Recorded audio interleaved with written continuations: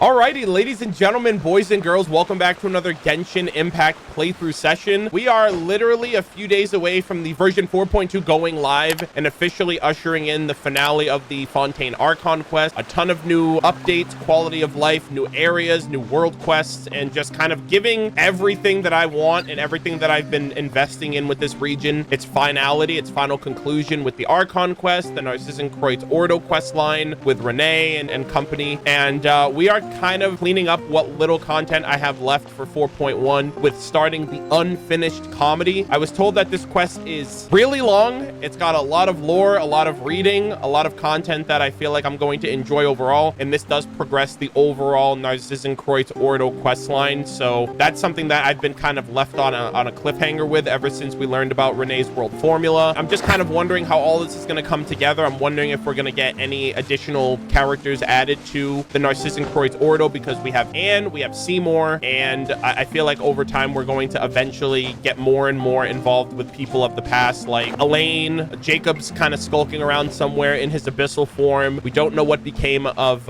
Renee after he fell into the primordial waters, and we know about Carter's death, and I just feel like moving on beyond here, it's just kind of like putting everything together before we move forward. I decided to come here. We're gonna read the Ferryman weapon, the Fleuve Sandra Ferryman weapon, which tends to have a little bit of lore tied in. I decided to come here because I like the environment. I like the music. I know it's like kind of off the beaten path here. Let's check it out. So I did get the weapon. All right, here we go. Fleuve Sandra Ferryman, a handy length of abandoned copper pipe that was once used as a weapon. It was famous or infamous, depending in some circles. Interesting. All right, here we go. Discarded component washed into the gutter that can be used as a weapon in a dire emergency. This one's first opponent was just a monster nourished by richly nutritious water, but in any case it broke the knees and jaws of countless livestock because it sent so many who threatened this countryman into the Grey River, which embraced them all. In Eduardo's hands, it was affectionately called the Ferryman. Oh, is this I think I've heard that name. I'm pretty sure,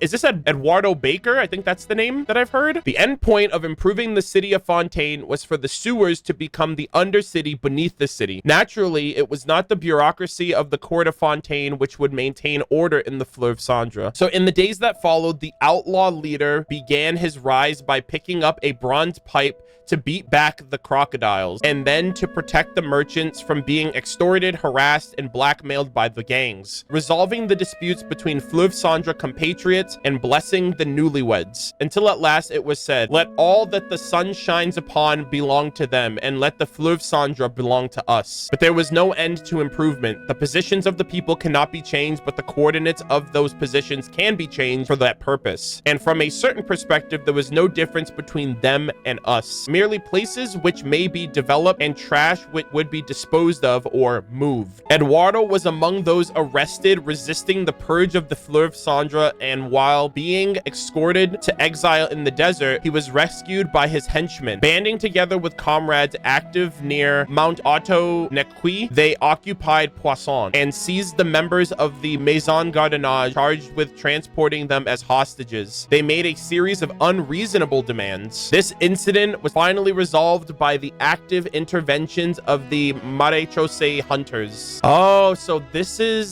Eduardo Baker basically became the man of the people and essentially led the uprising that became the incident of Poisson. And that's what led to like a bunch of people dying and getting killed. And this is what eventually led to, I think, all of the kids that we know within the NZKZ Ordo questline being orphaned, right? Elaine, Renee, Jacob, Marianne. Yeah, the Siege of Poisson. Yeah, that's what it was called. Interesting. Wow. So this Eduardo Baker is public enemy number one. The reporter who volunteered to deliver the negotiation details, Carl Ingold. They really tied this in. Holy shit. Carl Ingold took this photo in Poisson before the situation deteriorated. In the middle of the picture stands Eduardo Baker, leaning on his famous or infamous bronze pipe like a cane. Eduardo's other hand is on his son Jacob's shoulder, who is nervously clutching the sleeves of Renee de Petrichor. That's everything I needed. They just completed the circle for me. So Eduardo Baker was Jacob. So Jacob Baker is his name. And then when the father, I guess the father either died or got arrested or whatever, and then these kids became orphaned, Carl Ingold took them in, which is why his name is now Jacob Ingold. It's not Jacob Baker. Holy shit. But I guess Renee was just like, nah, I'm good with my actual name. Wow. That is crazy, because this entire siege is what set up the development for all of these kids to basically converge at the Institute together, right? Emmanuel looked after Elaine and Marianne, and then Carl Ingold looked after Jacob and Renee. And then on top of that, I actually have his full name. It's Rene de Petrichor. So is that like, does that translate to like Rene of Petrichor? So is he from Petrichor, the city or the town or whatever? It's supposed to be somewhere in Fontaine. So we have Rene de Petrichor. Interesting. Holy moly, this is huge. To their left is the great magician Parsifal, casually leaning on the railing, flashing her signature stage smile. To Eduardo's right is the current mayor of Poisson, Renault de Petrichor. No shot, bro. We got his dad too? Renee's dad was the mayor of Poisson? What the fuck? He dressed up quite formally for the occasion, though his collar was askew. His son Renee stands in front of him, attracted by the marvel, such as this new camera, with eyes wide and somewhat at a loss. The woman to Parsifal's left holding an infant is Rosa Reed, with her husband Thompson. And to the far right of the picture is Tom Alter. They are looking ahead, their faces washed pale by the camera's bulb. They seem to be focused not on Ingold nor on the camera, but on the future. Holy shit. That's so sad. This is so sad. Essentially, Eduardo Baker was like the man of the people of Poisson, but it was Emmanuel that like charged in and tried to like stop them. And that initial confrontation is what led to the siege and led to all of the death and disaster that befell. I'm not saying that what this guy was doing was any better, you know, for whatever, you know, in the eyes of one person, you know, one man's terrorist is another man's freedom fighter. But the reality of the situation is that created conflict, and that conflict led to tragedy, and that tragedy led to all of these kids being affected. And basically, I feel like all of them to an extent might actually still exist in the world to this day somehow. Marianne has become Anne. Seymour's been repaired. Renee is in the primordial waters, I think somewhere in the world. I don't know if he's a part of the Oceanid that's underwater, like the one that's basically the Narcissus, the fell dragon. Jacob's definitely around, so I have no idea how all this is gonna come together. God damn, bro. They fleshed out Fontaine's world so well. I'm so impressed. That was the last piece of oh, actually, what the hell? How did I miss this? Nani? I have a trial over here that I haven't done yet. Let me grab this while I'm here before I forget. I'm literally at a loss. Okay, here we go. Okay, here we go. We're gaming. That I verbally consent to relinquishing these items into your possession. Bro, where the fuck? I literally must have like, I'm literally seeing all of these chests that I somehow missed out on. I scoured the hell out of this area, I thought. And I just missed this middle section next to the Institute. Ain't no way, bro. Ain't no way. I refuse. I actually think I need to be evaluated, because I swear to God, when I tell you, I did not notice half of this shit when I was like, when I'm not online, when I'm not streaming. Alrighty, so with all that sidetracking out of the way, let us begin the unfinished comedy. Starting this will basically cuck me from any other content until I assume I finish this. This quest requires a significant amount of time to complete. You will not be able to continue progression on occupied quests until this quest is complete. You will not be able to undo this action once you confirm accepting the quest. So don't bitch about it later. Confirm. We're gamers. Let's fucking do this. Paimon doesn't know who you are, but you shouldn't underestimate us. We've seen some things. It's just a game, and we're gonna cruise through it. What's a child doing in the prison? No. I will definitely be the biggest winner. Oh, wow, a real child, and a confident one after all. Who the hell is this? That's what Catter said, and he's never lied to me. Wait, is this the Catter? Like Caterpillar? From that one fucking, what's it called? That one, Julian, was it Julian? The artist in the desert? Hold up. Hold up. First off, oh, you know what I remember? When I first came to the prison for Act 3, there was a room that I explored, and it was like, oh, there's a bunch of research notes here that are written out that even a child can understand it. And I was like, and there were bunk beds too. So I was like, are there kids actually in the prison? And lo and behold, there are kids actually in the prison. What do you you all doing here? You again, Esteen? I didn't break any rules, did I? In fact, I even increased everyone's work efficiency. That should be to my credit. You know what I mean. Know your place, Esteen. You're a guard and should use your power to make them obey you. I have my ways of doing things. I'm not as lenient as Esteen. If I'm going to restore order, then punishments are a must. I don't think you want to know what they are. Are there things that even I don't know? I jest. You don't need to waste any of your time on the games that we play to kill time. The fortress is huge, and I'm sure there are other things that require my attention. I don't need you to remind me. Oh, okay. Damn, everyone's just everyone's just really chipper around these parts. Finally, being serious can be a virtue, but being overly serious is something else. Anyways, now that annoying guy is gone, will you join the game, Darcy's new friends? Call me Paimon, and this is Murder of Birds. As for the game, we'll need more time to think about this. Sure, if you change your mind, feel free to talk to me. I wonder, yeah, where the hell did that kid go? Talk to the little girl? Who is this? Why is there a little girl in the prison? That's so weird. There you are. Oh, you again. And you're, are you a bird, little one? A bird? Paimon doesn't look like a bird. That's so strange. You can fly, but you're not a bird. Are you an evil dragon? Oh my God. Or an evil dragonling. At this point, I wouldn't be surprised. Wouldn't be surprised if they're dropping more hints and lore that Paimon's some type of primordial fucking dragon. Good Lord. The way you eat and your thirst for wealth. There's no way, chat. Is she a freaking gluttonous dragon who wants to just hoard all the Mora in her cave? No shot. No shot, Paimon's the freaking primordial fucking dragon. No, they don't. Anyways, he's Murder of Birds and Paimon's name is Paimon. What's your name? I'm Lenoir. Mr. Murder of Birds and Miss Paimon, will you please tell me whether the evil sorcerer is still there? Evil sorcerer? Yes, the black clothes and a staff that has branches sticking out of it. Hater said that I mustn't get spotted by that sorcerer or things will get very bad. Is that the person that we just saw? Yep, Paimon thinks so too. Must have been the guard, right? Who's this bad sorcerer? Esteen is a good sorcerer. He brought me flowers when we returned last time. They had the same color as my skirt. Then Cater taught me to put them into books to make pressed flowers. That way, my books would smell nice too. Is that what they call the fragrance of knowledge? Anyways, the evil sorcerer is gone now. Still, why is a little kid like you in the fortress of Meropide? I've always been here. Why does everyone ask me that? It's so strange. Don't you two have your own home too? Home is where your family is. What the fuck? This kid's always been here? What do you mean always? What the hell? That's what Cater said too, which is why I have a home that I don't know about. How do you call a place that you don't know home? Wait, I can't. That's a toughie, but I'm sure Cater knows the answer. He knows a lot of things and a lot of stories. This sounds like Catter, like Caterpillar, who's like this interesting magical person based on what Julian talked to us about. Might Cater, by any chance, be a kid who looks about the same age as you? Nope, he's a lot taller than me. Taller than Mr. Murder of Birds and taller than the evil sorcerer. But I think he's afraid of the evil sorcerer. He lost his sword and the evil sorcerer has a powerful staff, so he hides when the evil sorcerer comes out. This Cater sounds mysterious, and maybe Lenoir is just too young. She hasn't been very clear about herself at all. Maybe this Catter knows more. I guess we can meet him? We want to meet Catter. Will you take us to see him? Sure, but it's too soon to go back. I want to explore this place while the evil sorcerer isn't here. Will you come with me? Sure, let's go. All right, we're babysitting. I have no idea what I'm about to get myself into.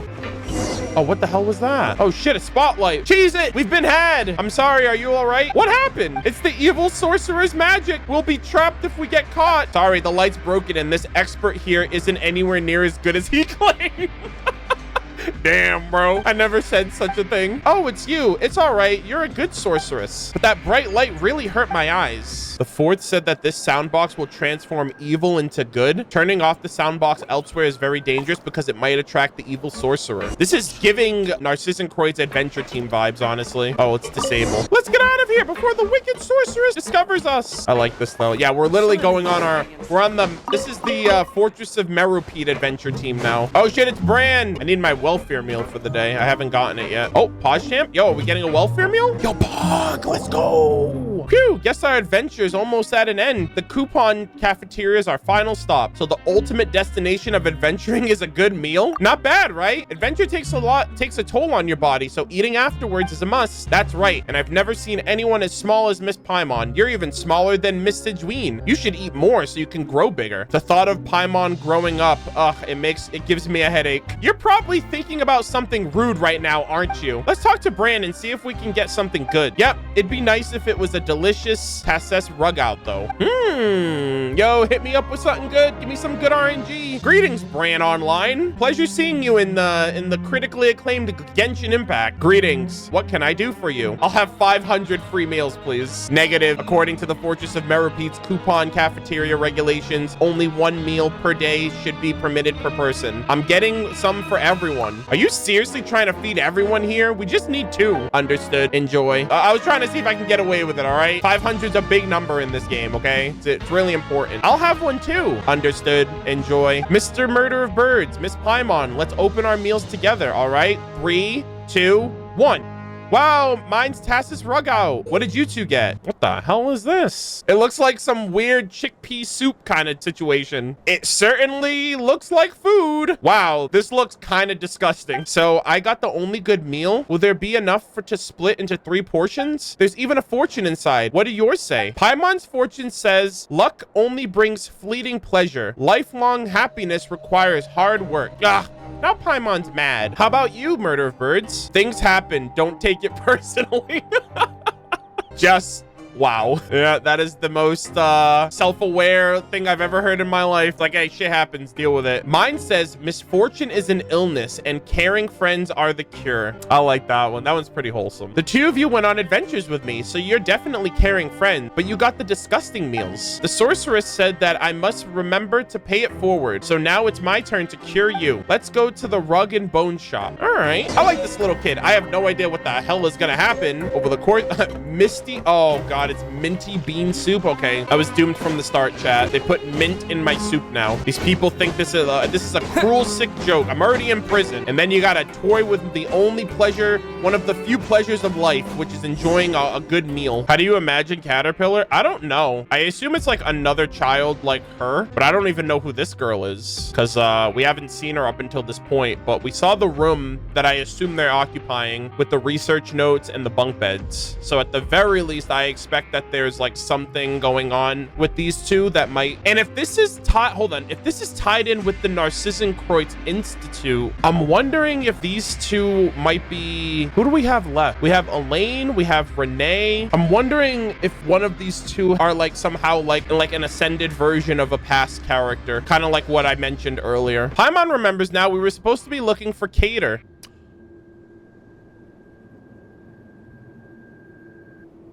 Oh shit. I just had a thought, chat. I can't help reading this name and it's 1 letter off from Carter. Like every time I read it, I want to say Carter, but I'm like Cater or Catter. But he's supposed to be dead. I mean, realistically, when you think about it, all of these characters should be dead by this point. They lived 400 years ago. But that would then mean that the experiment was a success. Because I'm like, who is Cater? If this is a Narcissenkreuz continuation quest, they would have to be relevant to the old band of characters that are slowly coming back into the present. Find Cater. Chat, you know what I really want to do right now? I want to go back to the room where we saw Carter's experiment to see if that thing is still there. Like I want to see if anything has changed. You know why? You know why this is reminding me of it? Because in the Narcissenkreuz adventure quest, you had Jack and Jacob, you had Al and Elaine, you had Mary and Marianne. You had all of these characters who had names that were similar to the names of the people, right? You had Nay, you had Renee. And now it seems like it's the same thing, but it's real life. I'm gonna have a heart attack if I look in this room and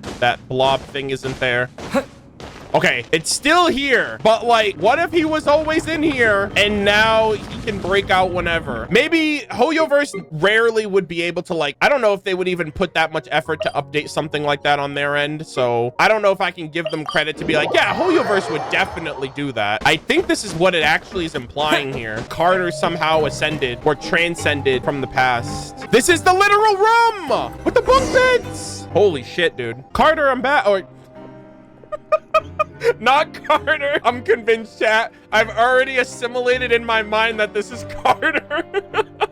All right, sorry. Cater, you're back. I'm back. What the fuck? This is a hilly churl? Welcome back, Lenoir. You look like you've made some friends. His hands were black. Like hilly churl black. Yeah, they're Mr. Murder of Birds and Miss Paimon. Miss Paimon is small and can fly, but she's not a bird. She's not a Sealy either. Maybe a small oceanid? No wonder no one has seen anything like her or knows anything about her. Aware? Literally the entire Genshin community for the last 3 years. This character is the most self-aware individual in all of Teyvat. Good lord. Paimon's Paimon. Whatever that fucking means. That's right. Paimon's just Paimon. She's not a Sealy or an oceanid. Wait.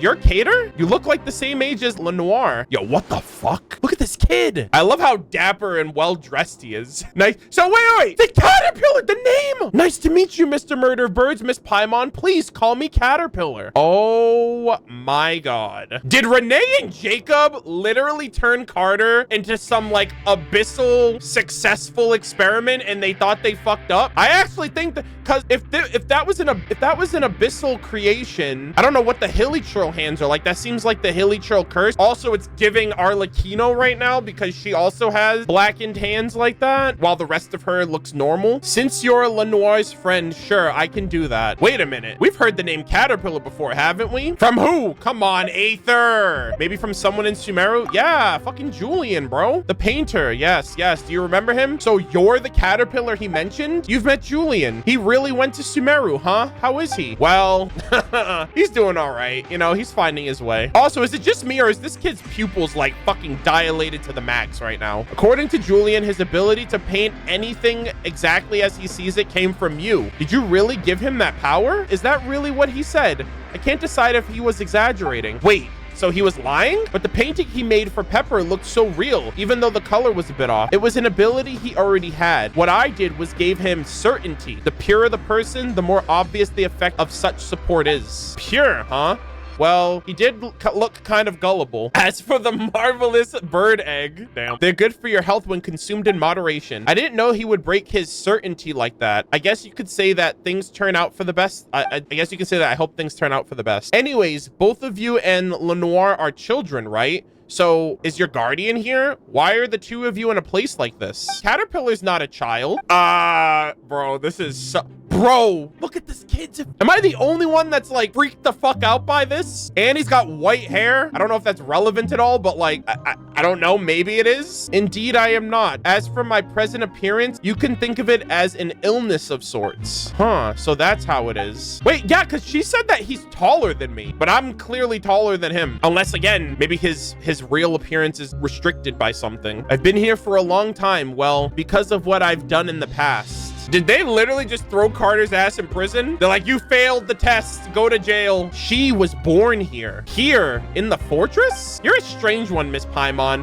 I've already told you that I've been here, that I've always been here, haven't I? Agnes, her mother, was plagued by a chronic illness and passed away some time ago. I don't stick my nose into other people's business, so I didn't know about the situation. But regardless, Lenoir wound up with no one to take care of her. Maybe it's because I was here for a long time and Lenoir has taken to me, but either way, Estine's asked me to look after her, so that's how it is. But she shouldn't be here, right? It's not like she's done anything wrong. You're right, I'm just looking after her for now, and she really should be with her family. And fortunately, she does indeed have family outside of the fortress. So that's what she meant when she said she has a home but doesn't know about. Will she be able to reunite with them soon? About that, things are a little complicated, and I'm afraid it won't happen all that soon. How come? Because she doesn't have any proof of identity. Maybe Agnes didn't think of that either. She's the one who'd have needed to start the process to send Lenoir back to the away from the fortress. How about her other family members? Estine said that Agnes wrote them in the past, but she never received a reply and thus stopped trying altogether. If they knew about the current situation, they might change their mind. That's why I want to take her to her family. And if we don't want to take her, and if they don't want to take her in, we'll figure something else out then. Why can't I stay here? Sure, there's an evil sorcerer and there's a good sorcerer and you're here too. I don't want to leave. Mother never came back after leaving the fortress. If I leave, does that mean I'll never come back, just like my mom? And I'd never see you again either, Caterpillar. Agnes left? I thought she like, I don't think Lenoir. Oh, okay. By she left, she doesn't comprehend that like she left permanently of this world. Okay, I thought there was like a mistranslation there for a second. That's sad. I don't think Lenoir can comprehend what happened. Ah, yeah, that was a Paimon moment for your boy.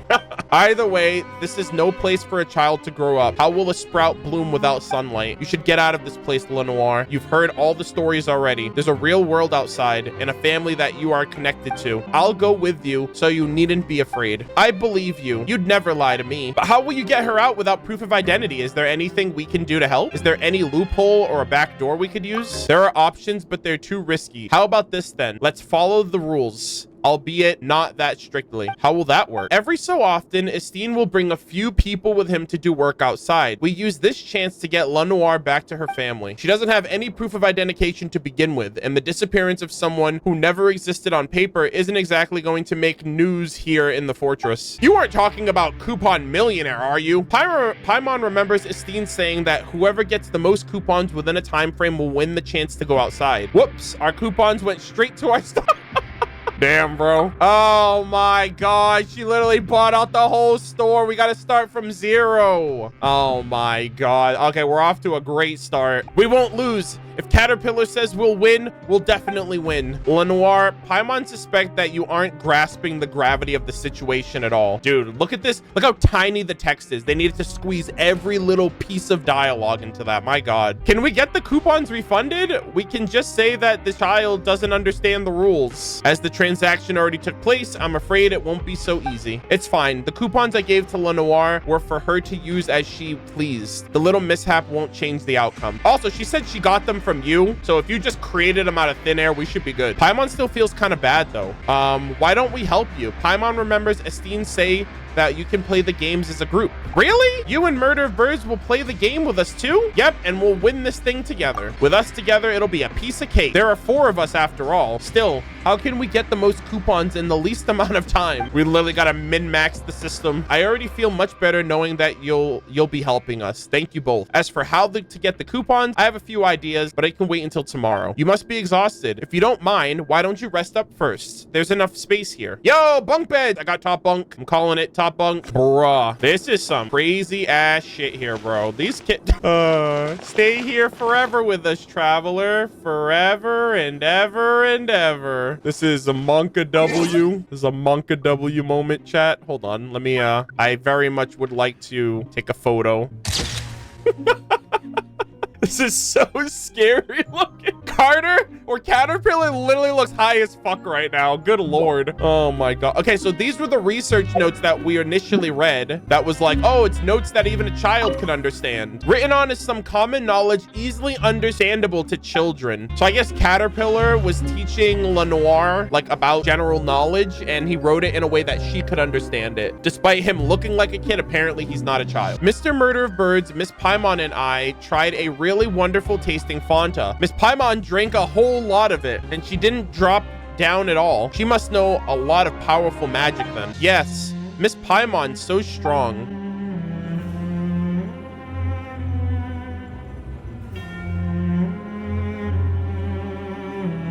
Are we doing this? Buffmon is canon? Confirmed? All right, let's take a break. I'm feeling a little tired. Should we rest now? Sure, why not? Oh, what the fuck is this? Catter, what story are you gonna tell me? I've already heard a lot of stories with heroes as the main characters. Today, I'll tell you a story about a little girl then. A little girl? Can a little girl also be the main character? Of course she can. It's her own story after all. In other stories, she might be the hero herself, or even an evil dragon. There are all kinds of roles she can play. Long, long ago, there was a little girl who lived in a giant's garden. The giant took special care of the flowers in the garden and wouldn't allow anyone to pluck even a single one of them. To keep intruders out, the giant built a towering wall around it. Because of this, the little girl living in the giant's garden had never set foot outside of it even once. The giant always told her that the world outside was a dangerous place and that the garden was the safest place she could live in. All right, this sounds like an allegory of sorts. And then what? Did the little girl listen to the giant? I bet she didn't. If she did, then the story would end there. You're right. The little girl never was one to do what she was told. And as for the rest of the story, well, let's save that for another time. I assume we're gonna get this ongoing bedtime story over the course of this over the course of this run. Is Caterpillar your real name? Additionally, I'll need you to state your crime in as much detail as possible. The time, location, as well as the final sentence produced. The crime was that I was born. Look at him. He's undergone a massive transformation from the person he used to be into the person he is, if this is in fact Carter. So this man has just been reborn. The more details you provide, the greater the likelihood we'll have of retrieving your records. If your record was indeed lost, we can fill in the portion of your records based on your statement. I've been called Caterpillar for as long as I can remember. I think this name suits me. Oh my God, it actually... Bro, if this is Carter, that's actually a goated fucking name. Because he's literally going through a metamorphosis. He started as Carter... He's going through like the, you know, he was in like a cocoon. So I guess like the orders are a little messed up. So he was in that like abyssal little, and then he hatched out of it as a caterpillar. And he said that this isn't his real form, that he's like being suppressed by something. So his final form, where he's taller than me, is his butterfly state. That's actually a really cool name for him. I think this name suits me best, and it's the closest thing I have to a real name. Real name? Caterpillar? Confirmed to be correct. Next, state your crime. I carried out a certain task under my master's order. I failed, but some people suffered because of it nonetheless. This is my crime. Based on what we know, I think it was that under Renee's order for Carter to undergo the abyssal experimentation, it was dubbed as failed, and we all thought it failed, if that's the case. And so that's accurate technically. So I assume his master is Renee? Question mark? Your master. I'll need their full name. Also, when did this occur?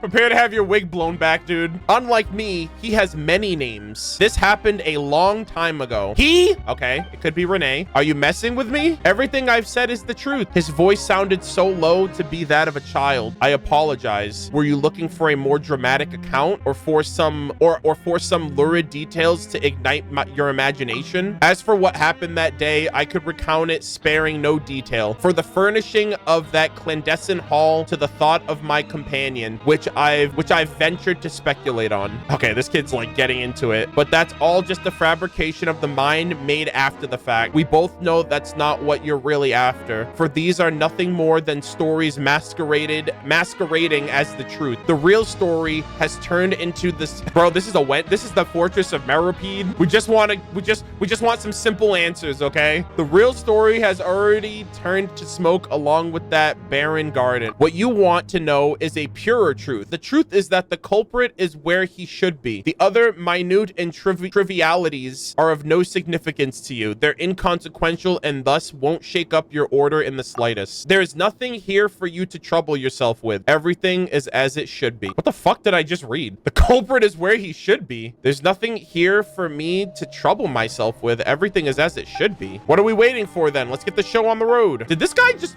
did Caterpillar just like, did he just like change their cognition, bro? 1 second they're interrogating him, the next second they're like, oh yeah, we have to deal with that loudspeaker. These motherfuckers are getting away with causing problems for other inmates. Yeah, there's something real fishy going on here. Could it have something to do with that stuff Yeah, he literally just whispered sweet nothings into their ear. He literally pulled a listen, like a Kafka listen moment. Paimon just felt a little sleepy when she heard it. Let's just ask him directly. What the fuck? Yo, Renee was in his bag when he made Caterpillar. I ain't gonna cap. Like, Carter is literally like, if this is Carter, bro, like he's actually he's goated. All right, let me I just want a picture with just me and Caterpillar. This kid looks so fucking crazy. So is he a hilly troll then?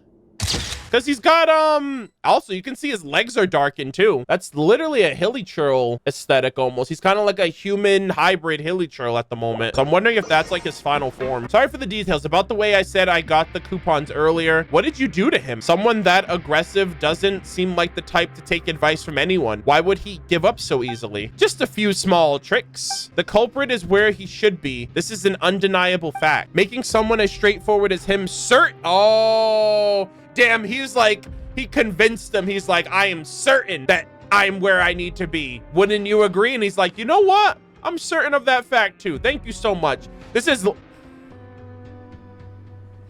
Would you kindly? He's got the fucking magic word, dude. Like that time with Julian. Yeah, literally gaslighting, bro. I've been here for a long time, as you know. After staying in one place for a long time, it's only natural to pick up on a few handy tricks to exert some degree of influence over your environment. That sounds a little sus. Changing a stubborn person's mind with just a few phrases almost sounds like magic. Could there have been times when we were also influenced by magic without even knowing it? I feel like that's happening to you right now, Paimon. You just don't know it. Would anyone even realize that they're being influenced? Paimon was already a little sleepy, but now her head is totally spinning. It's not as simple as it looks. There are always limits to the applications of tricks like these, and the results aren't always what you'd hope for. It's like with Julian. He always had a knack for art, but he lacked confidence because of his visual impairment. The certainty that he could draw well was inside him to begin with. But in other cases, the concept of certainty is just too abstract, making it difficult to predict the outcome. So I did take a chance with this. I just thought that if he had held us up here, it would keep delaying the plan to get Lenoir out of the fortress. Besides, I doubt you wanted to be questioned by him repeatedly either. Oh boy, you shouldn't take chances like that. You're absolutely right. Back to the matter at hand. If you've changed your mind and want to go back,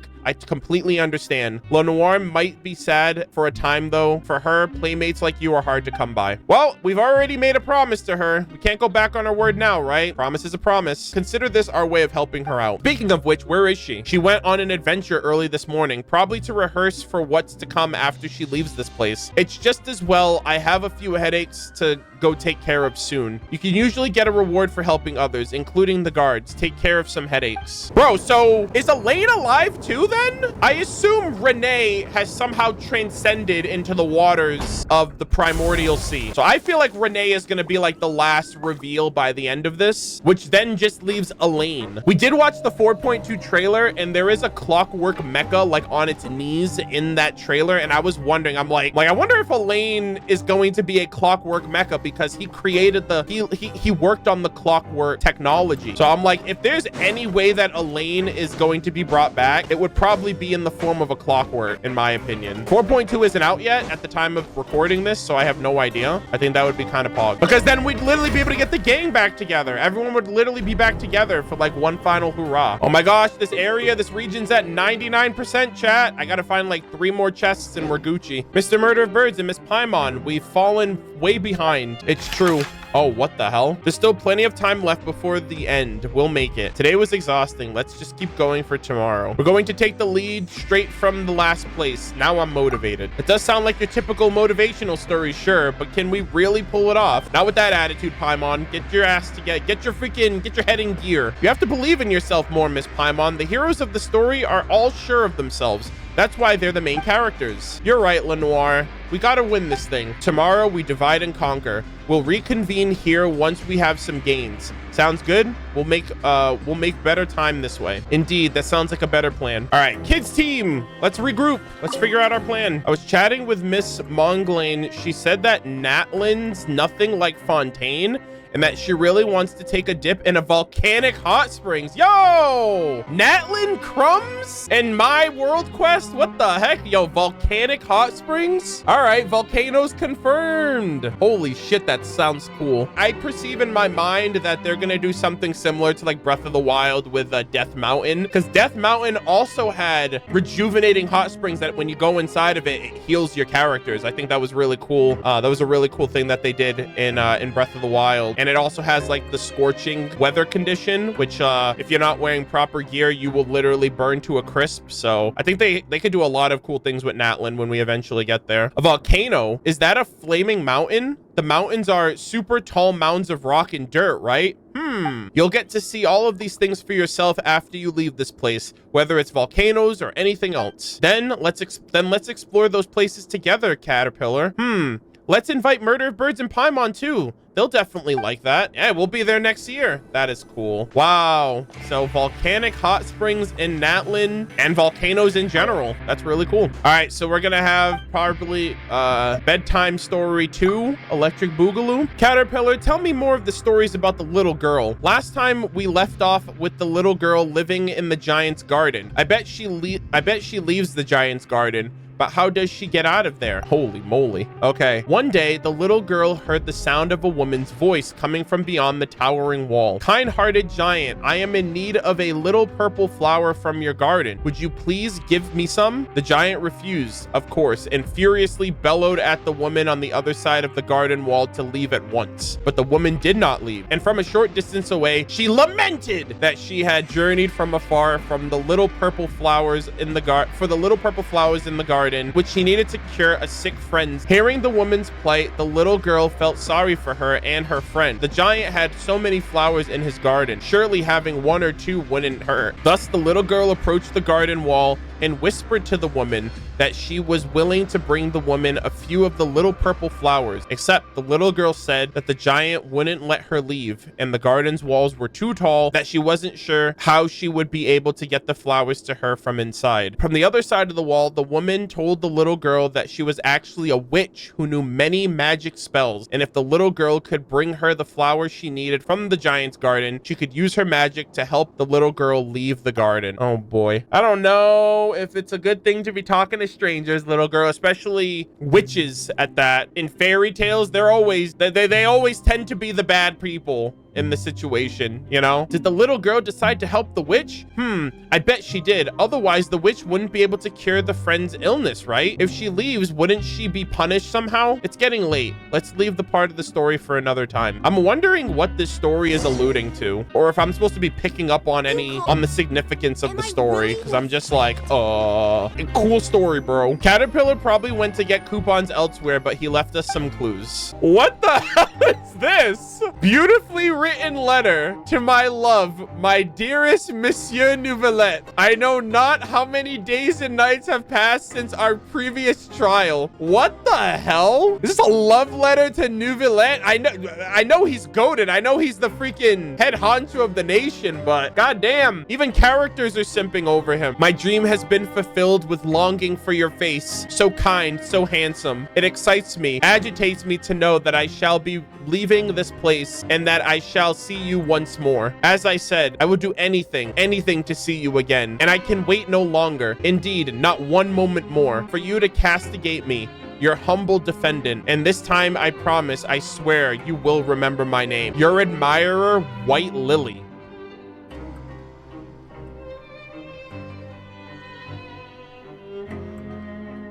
Yo, who wrote this? Someone in the community wrote this, bro, and submitted it to Hoyoverse, and they're like, yo, perfect, we'll put it in the game. Yeah, none of this information adds up. It's almost my turn. Bro, this isn't even the letter that he told us.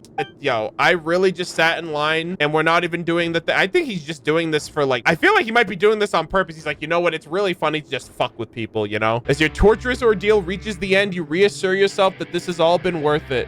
But your questions remain unanswered. A chapter has closed, but the story continues. Bruh. What the hell did I just go through? What is this? Who is White Lily? Even if that's a different letter that he grabbed from the wrong person, that just means that there's someone in here that can't wait to get out of prison so they can see the judge that sentenced them to this place. Like, they literally had a romantic awakening in that courthouse as they were being sentenced to prison for a crime. Why are you so out of breath? I just finished up at the abandoned production zone and ran all the way here. So it's done. The letter's sent. Great. It was signed White Lily. Oh, so that's the name she gave herself. What do you mean? I thought you were sending a letter to your son for his birthday, right? Right, chat? All right, to tell you the truth, a young woman asked me to send this letter for her. She looked really sick to me, so I agreed, and I couldn't even take a single mora. I'm paying for your compensation out of my own pocket. Huh? Looking at the contents of the letter, she does seem very sick indeed.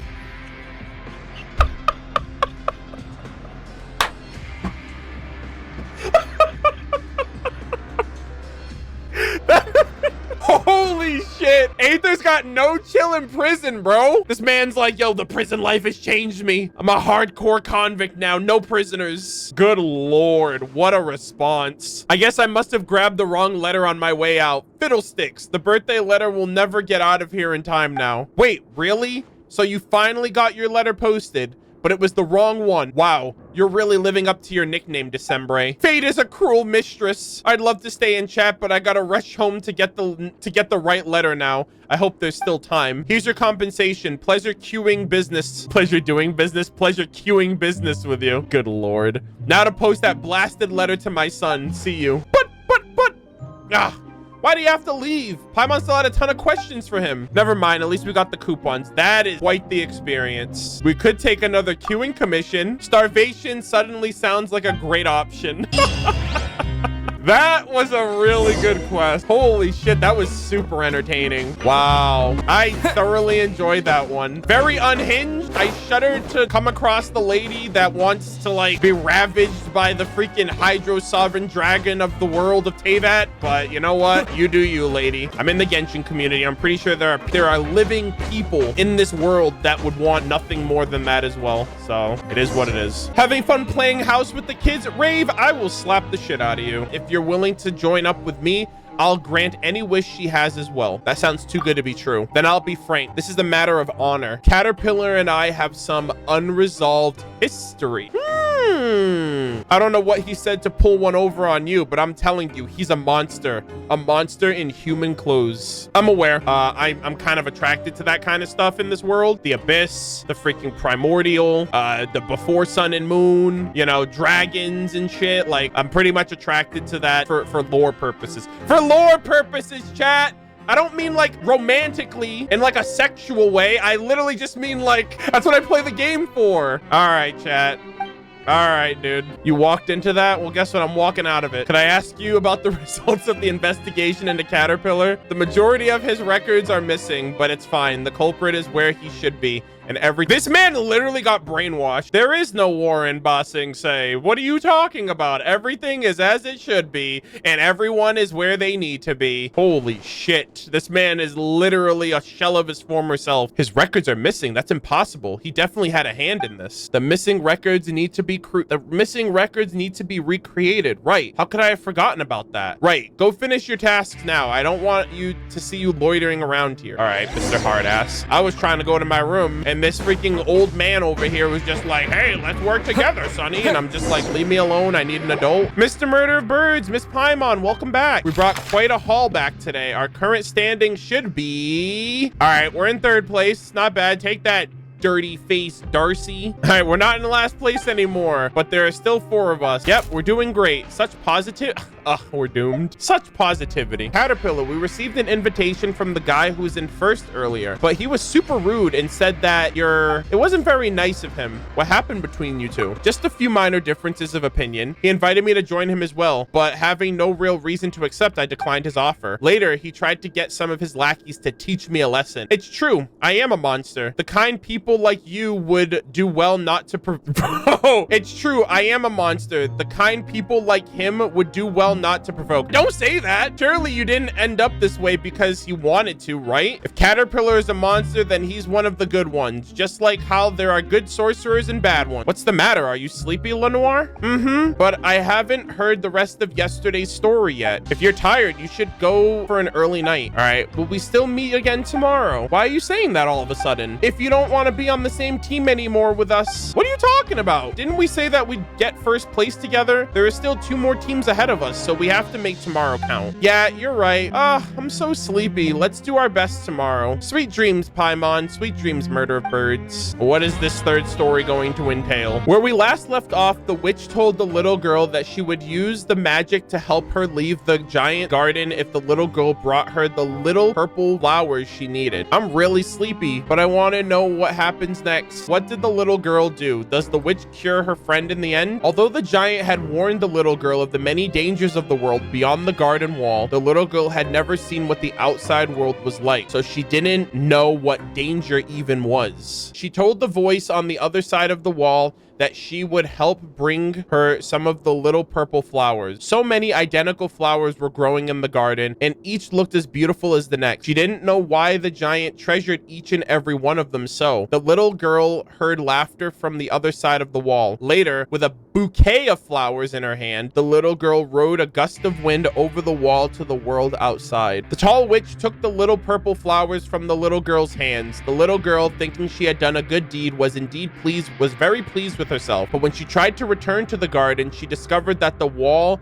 the garden, and the giant were no longer there. Good witch, I'd like to return to the giant's garden now. Could you please use your magic to send me back? The little girl asked. But what can you give me in exchange now? The witch replied. Huh? The little girl couldn't go back. I'm glad the witch could save her friend, but I don't like this story. Everyone has stories that they don't like. Then I'll tell you a story next time. Cater, I have to sleep now. Yeah, all about that deception. direction. That sucks. I wonder if this is like a story. He's like trying to prep her for life too. Kind of like how it's like, you've never been in the outside world. You are about to approach the outside world. And by doing so, you might actually, you have to like keep your wits about you because there are going to be people out there that try to take advantage of you or deceive you or lie to you or something like that. So I feel like this is like a fairy tale, a bedtime story, but also a life lesson that he wants to try to teach her. Yeah, that's usually what fairy tales are. There's always a moral lesson to be learned through them. So I have no doubt that that's what they're trying to convey here. Don't trust the witch unless they're part of the Hexen Circle. What's the guard doing here? Just who I was looking for. Did something happen? The investigation is ongoing, so I can't disclose any specifics to you. However, I'd like you to answer a few of my questions. As you probably know, the missing records need to be recreated. This isn't necessarily bad news for him, but without those records, he won't be able to leave this place even if he has legally redeemed himself. As such, I hope you can answer my questions honestly. Do you know when Caterpillar arrived in the Fortress of Meripede?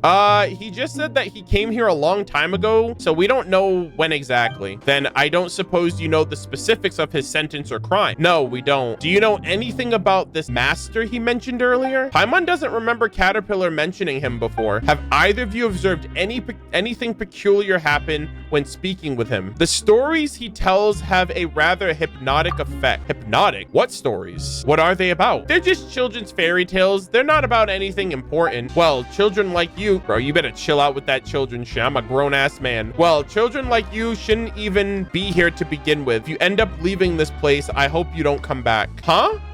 Okay. That's enough questions for today. It doesn't seem like you know very much, but if you do notice anything strange, make sure to report it at once. It's for your own good. It looks like we don't know much about Caterpillar after all, but if he doesn't want to talk about his crimes or sentence or anything like that, Paimon thinks it's best we don't press him. He does seem a little suspicious. Suspicious, huh? Well, he is kind of mysterious, but whatever the case, he's doing a good deed right now, isn't he? Lenoir seems to really trust him as well, so he's probably not a bad guy, at least for now, right? You can never go wrong with a little caution. Yeah, after you wait patiently, Caterpillar and Lenoir return. All right, let's see what our results are. I asked her what kind of place a desert oasis might be, and she said it's a little body of water surrounded by a vast sea of sand. Doesn't it sound like just like the fortress, except, you know, opposite, since this place is surrounded by water? That is kind of true. Once you leave this place, maybe you'll get to go there and see it for yourself. Yeah, we should take her to the Vorokash's oasis. That'd be pog. That reminds me, after all the hard work we've done, we must have advanced by now, right? Speaking of that, I asked Estine, and here's where things stand at the moment. Ooh, still in third place, unfortunately. I feel like we're gonna have to join forces with Darcy's team in order to pull ahead, because right now we're almost 1,000 behind. You mean we basically haven't advanced at all? How could that be? Looks like the competition's been hard at work too. Indeed, Rave has some contract, and the researchers and detectives and assistants will have their own way. Surely this isn't the time to be singing our rivals' praises. Is there really nothing we can do? We'll definitely lose at this rate. We're gonna lose, but if we lose, can we all stay here in the fortress, right? We've talked about this before, Lenoir. If we stay here, we'll have to worry each day about being taken away by evil sorcerers. Oh, then I guess it'd be better to leave. But Miss Paimon said we're definitely gonna lose. We're not gonna lose. The game's not over yet. There's still enough time. We're gotta win this. An underdog victory would be even more exciting. The fact of the matter is, there are only 2 teams ahead of us. We've got nothing to worry about. Let's just meet at the message board in the administrative area next time. Paimon has a feeling she's gonna toss and turn in bed tonight. You can tell me in secret if you feel scared, Miss Paimon. Seriously? A kid like you worried about Paimon? Paimon won't get scared. You're the one who should be scared. Paimon hopes you'll have sweet dreams, Lenoir. Don't worry. I've had lots of nice ones. In fact, I wish I could have some of the 2 of you. Aw, that's very, very sweet of her. I appreciate her saying that. Alrighty, another day. Another piece of lore. The candy Miss Galvana gave us is so sweet. Remember to brush your teeth before bed. Okay, I will. Aw, very brief, straight to the point. I like those 2. It's my turn to tell a story. I've heard enough stories to tell one of my own now. All right, you can be the storyteller this time. Okay, my story will begin in the giant's garden. Long, long ago, in a garden full of purple flowers, there lived a prince, a princess, and a brave hero. Oh, and the ruler of the garden. a giant with a nasty temper. What the witch wanted more than anything were some of the purple flowers, but the mean giant treasured them so much that he wouldn't let anyone pick even a single one. Kind-hearted Mr. Giant, the witch asked, I am in need of the little purple flowers you have in your garden. You have so many already. Could you please spare just one for me? But the mean giant refused. Every flower in my garden belongs to me, the giant shouted. I won't share them with anyone. Kind-hearted Mr. Giant, the witch continued, please hear my tale. I travel here from a fountain in a far-off distant land. An oceanid there has fallen ill, and the scent of those purple flowers brings me comfort. If you could give me just one of them, perhaps her condition will improve.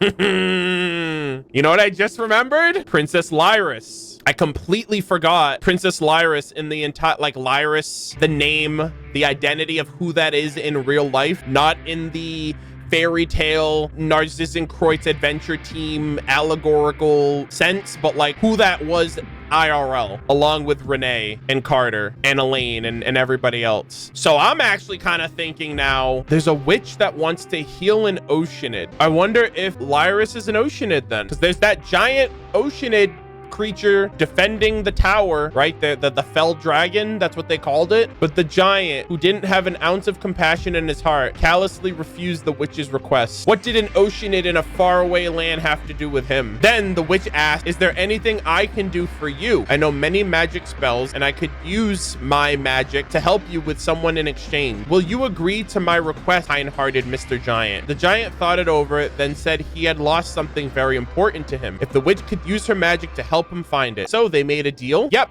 In the end, the witch's friend recovered and the giant found what he had lost. Isn't that a better story? At least in this story, everyone gets a happy ending. But you're not going to extrapolate on like what the giant lost. Like what was it that he found? What was he looking for? I need answers. All right. You can't just give me a TLDR and they lived happily ever after. I need answers. Oh, here we go. The squad's back. Strange. Caterpillar and Lenoir aren't here. Why bother coming when you know you're going to lose? I wouldn't be so certain of that. That's right. You're only ahead of us by a little. A little? Can the results be announced now? Estine. Actually, no. Let's wait a little. After all, the best must be saved for last. Looks like we don't have to wait long. Here they come. Mr. Murder-of-Birds, Miss Paimon, have you seen the results yet? Did we win? We don't know yet. Well, everyone's here now. Will you announce the results now, Estine? Of course, but the results on Caterpillar's end still need to be calculated. My, what a cruel guard, toying with us from start to finish like this. Why don't you wring out the last bit of mercy in your heart and let them know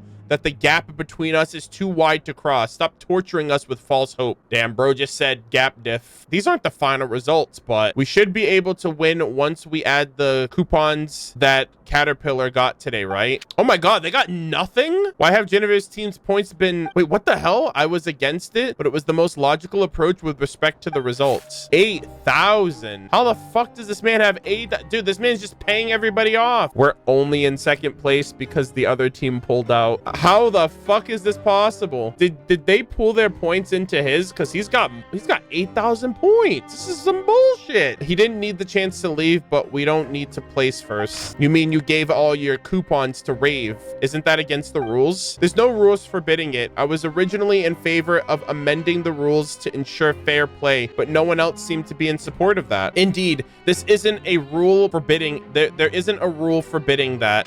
This competition would have been far more exciting if everyone else could have fully used the rules to their advantage. More exciting for you, maybe. Rules don't mean a thing in a game as boring as this one. At the end of the day, it's a question of upholding one's honor. All right, now that the scores have been announced, isn't it time for the final results? Our points from today haven't been added. Wait, hold on. Are we about to just like, did this man just, he's like, I got 10,000 coupons. Huh? A drop in the ocean.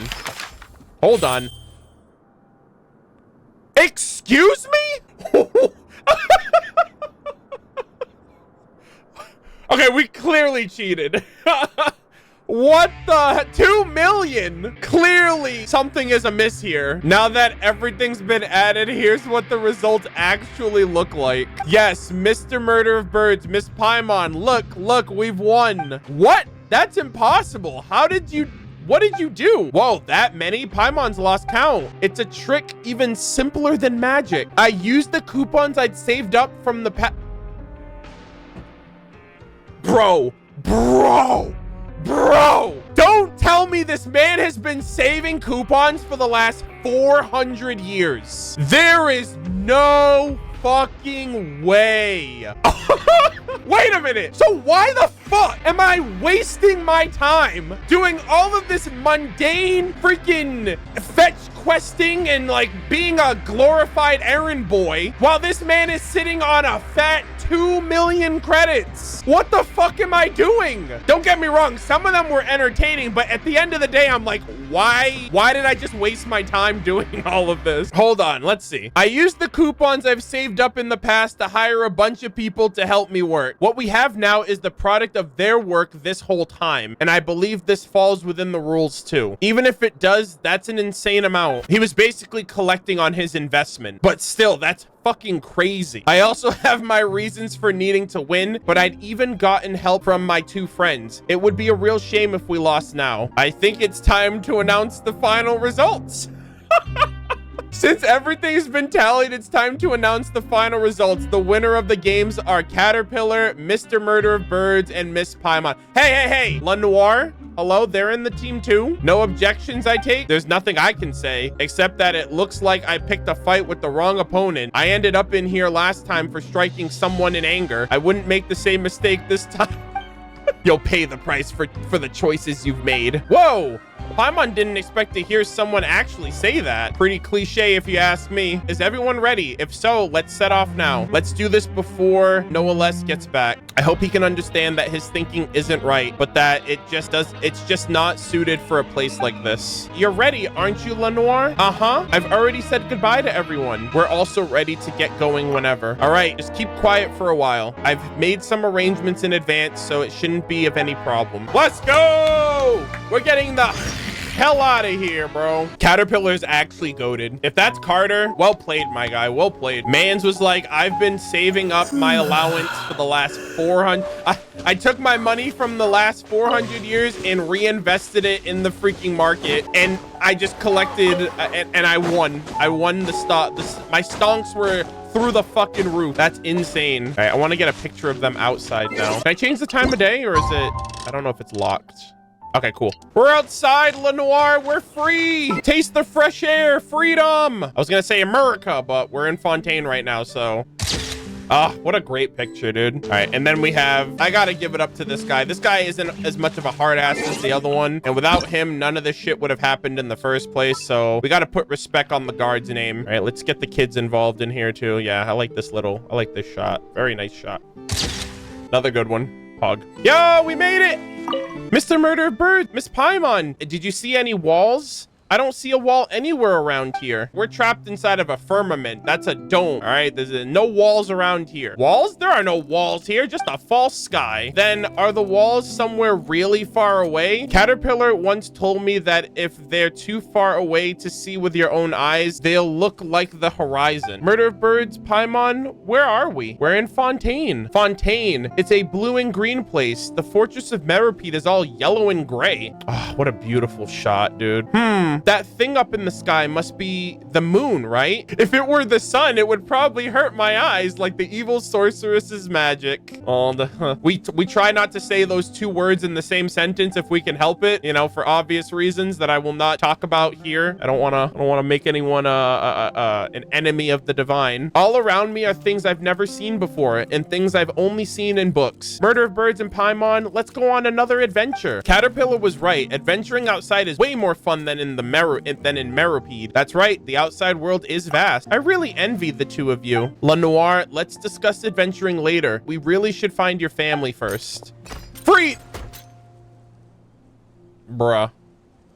Really? Mr. Mr. Hard-ass Goody Two-Shoes over here. We're about to put your ass in the dirt. Where do you think you're going? Also, what's with that little girl? The evil sorcerer found us? What business is this of yours? Weren't you on leave? Patrolling with a Gardamek on your off hours won't get you promoted, you know. I came back as soon as I received the report. Have you gotten yourself mixed up with them? You're making a grave mistake. Actually, I think you'll find that I am rectifying a mistake and saving everyone a lot of paperwork. Miss Mongolaine might even invite me to dinner as thanks. No.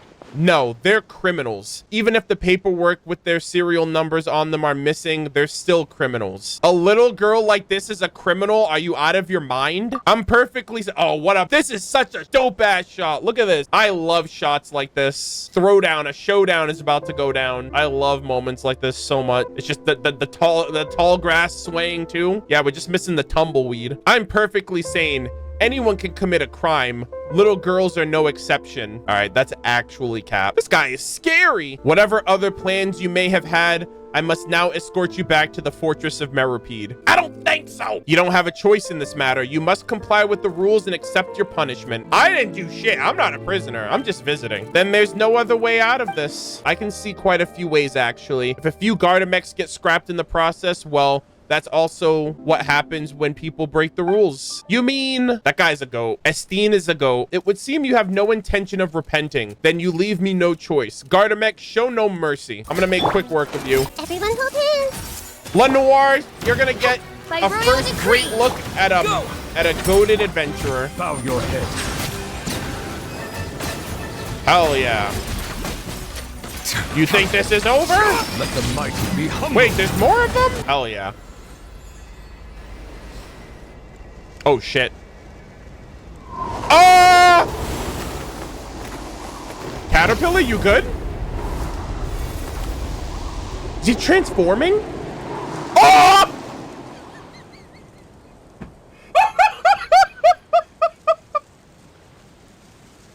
Okay. Oh my god! He's fighting with me! Oh my god! The time for magic is ahead. You're a monster wearing a human form. Caterpillar is a hilichurl? Is this an illusion? Oh my god, this is the coolest shit ever. Bro! So, do we start calling him Butterfly now? Because he literally just went through his metamorphosis. You know what? I want... Oh my god, this is so fucking cool. All right, finish him off. I'm gonna give him the last hit. Look at this shit. Holy fuck, Venti would be proud. The Animal Archon would be proud, my guy. Good heavens, I'm your colleague. You're not thinking of taking me in, too? Since you've thrown your lot in with them, you deserve the same punishment. Caterpillar, MurderofBirds, Paimon. All right, you made her cry. I have to kill you. I'm sorry. Gardamex simply get scrapped, but you, even if you are monsters, you can still feel pain, right? Is this hilichurl really Caterpillar? He's Butterfly now, okay? We call him Butterfly around these parts. But, like, pretty much... That is so fucking cool. We literally have a hilichurl companion. So, like, is this really Carter? That, like, went through this abyssal thing and came out an Animo hilichurl rogue. The freaking coolest of all of them. Is this hilichurl really Caterpillar? Paimon can't wrap her head around this. Miss Paimon, how do you not recognize him? That's Cater. I'm a monster in human skin. A monster. I never imagined such a monster even existed in the fortress. A hilichurl that can talk? Who would have thought? Well, I mean, Kari Bear would like to have a word with you. Ella Musk is going to have a fucking midlife crisis if she ever meets Caterpillar or Kari Bear. It's literally over. I can't believe that. That looks so fucking cool. A talking hilichurl. So what I want to know then is what happened with Carter and what happened with Jacob, something that Arlecchino went through.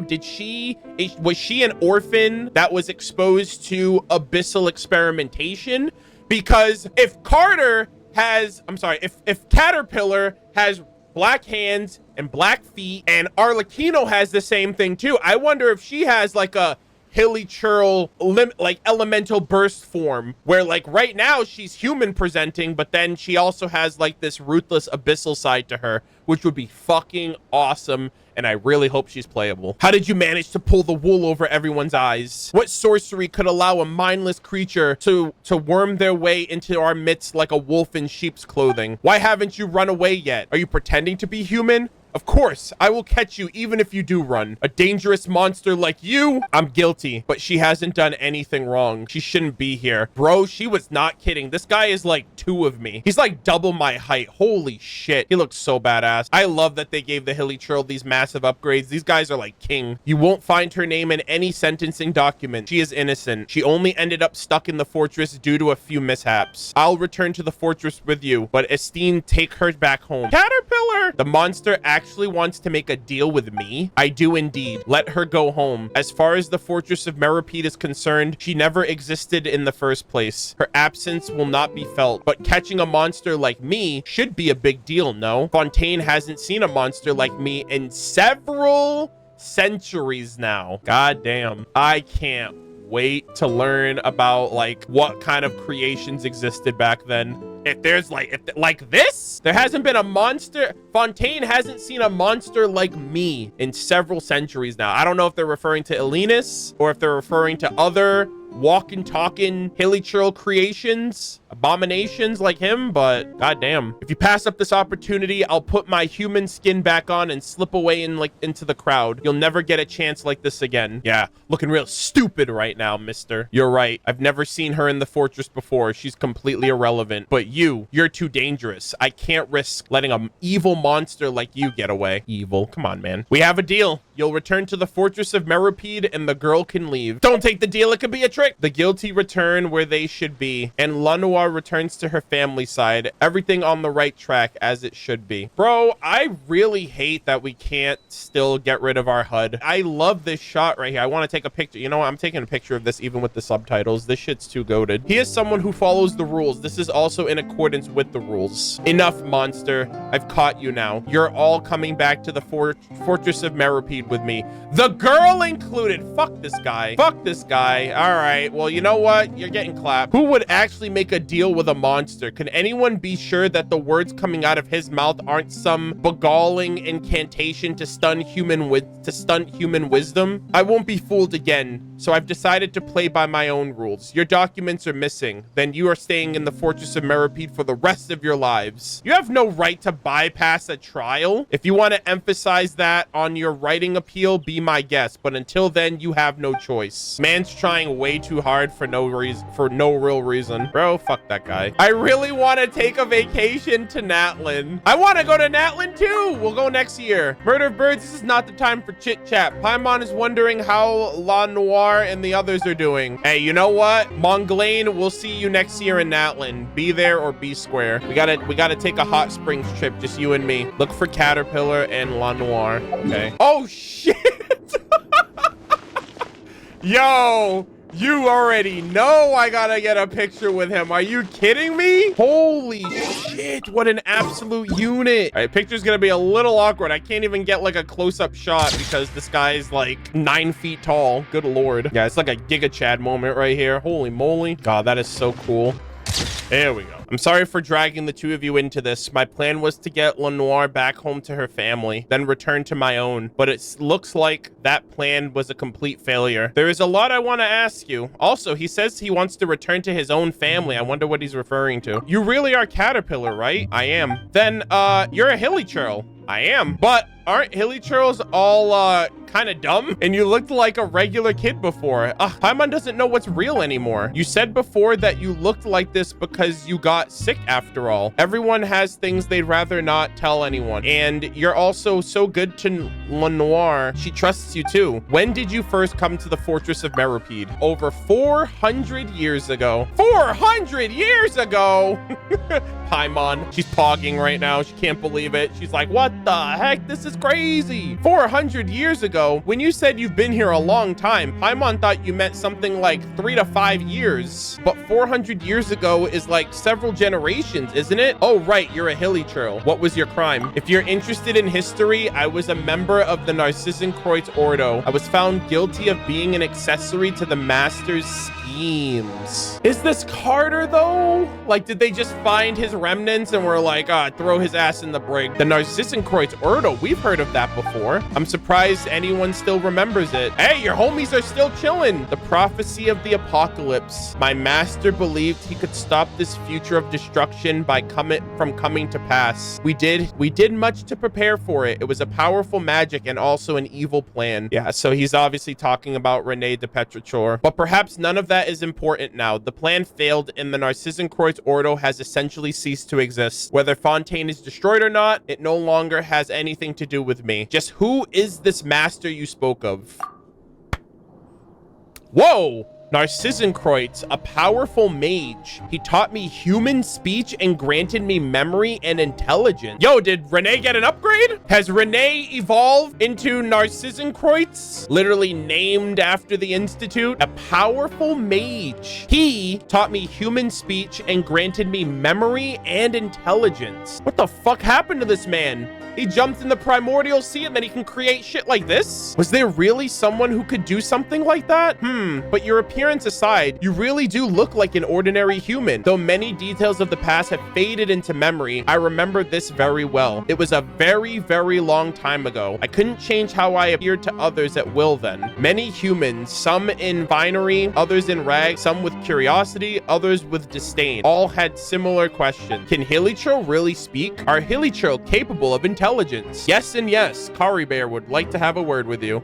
Kari Bear sends his regards. My master raised the holy blade of Narcissenkreuz's eye. It was a ceremonial sword, so the blade wasn't sharp, but still it glistened in the sunlight. I have that sword in my inventory right now. Behold, he said, even a hideous monster such as this can attain wisdom and redemption through my power as the incarnation of Narcissenkreuz. I was one of his creations, and as a testament of Narcissenkreuz's power, I once wielded a blade for the Ordo. Oh, it's right there, the one on his hip. Yep. But the sacred sword evidently couldn't save my master from a fate of failure and ruin, and the mystical magical weapon no longer exists, and there will be no more monsters in human skin like me. So this was like a one-time thing. So I don't know if Caterpillar was a creation before or after Rene dissolved into the water, because I don't know if he still exists now, or if this was just like a part of the ongoing experiment. I actually don't know if this is Carter now. I still want to believe that it is, because I think it would be kind of cool if this is like a new form of Carter now, because he did run experiments on people like him and Jacob. The whole purpose of Rene jumping or dissolving into the waters was that if he could maintain his consciousness, that would be a way of saving everybody. It's like, okay, well, as long as our consciousnesses survive and we exist in some form, then everyone in Fontaine, everyone in the world should jump into these primordial waters to prevent the calamity from wiping us all out altogether. So it was just another contingency plan, I think. Why do you want to help Lenoir? Because of compassion. Humanity might be unattainable for me, but at the very least, I can imitate it. Just like how I learned to change how I appear to others. Paimon doesn't get it. Murder of Birds, Paimon, you both innately possess kindness and benevolence. Because of this, you don't need to think twice about helping others. You simply do. If you look at the outcome alone, plenty of actions are indistinguishable from each other. We all agree that Lenoir cannot stay in the fortress Meropide, and that she should return to her family, so we choose to help her. Your actions came from an innate benevolence that doesn't require excessive consideration or calculation. For me, however, it is because by doing so, I am more like a human. Funny, isn't it? I'll never truly become human, yet I can't stop mimicking human behavior. It's like atonement. As far as human law is concerned,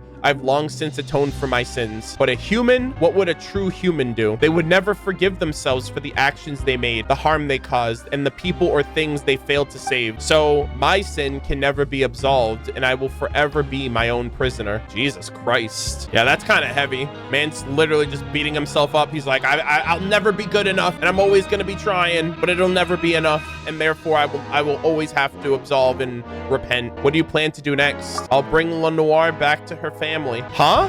But forget about getting out of the fortress. We can't even get past this door. I made a promise to her, so I have to fulfill it. She shouldn't stay here any longer, especially not by my side. The mine shaft. It's a dangerous route, but it's feasible. Ah, fuck me sideways. We have to do that godforsaken puzzle again. Ah! I hate it here. I do have a few questions about the Ordo as well. I think there are other places better suited for discussing the history of the Narcissan Kreuz Ordo. Somewhere that isn't the Fortress of Meropide, for example. Yeah, kind of like the Narcissan Kreuz Ordo base with the doomsday clock and everything ticking. Esteen will help us open the door, but there's a limit to how much he can help us. He should be at the entrance, right? Let's go ask him. Oh boy, oh boy. Shit's really popping off here. I'm really excited.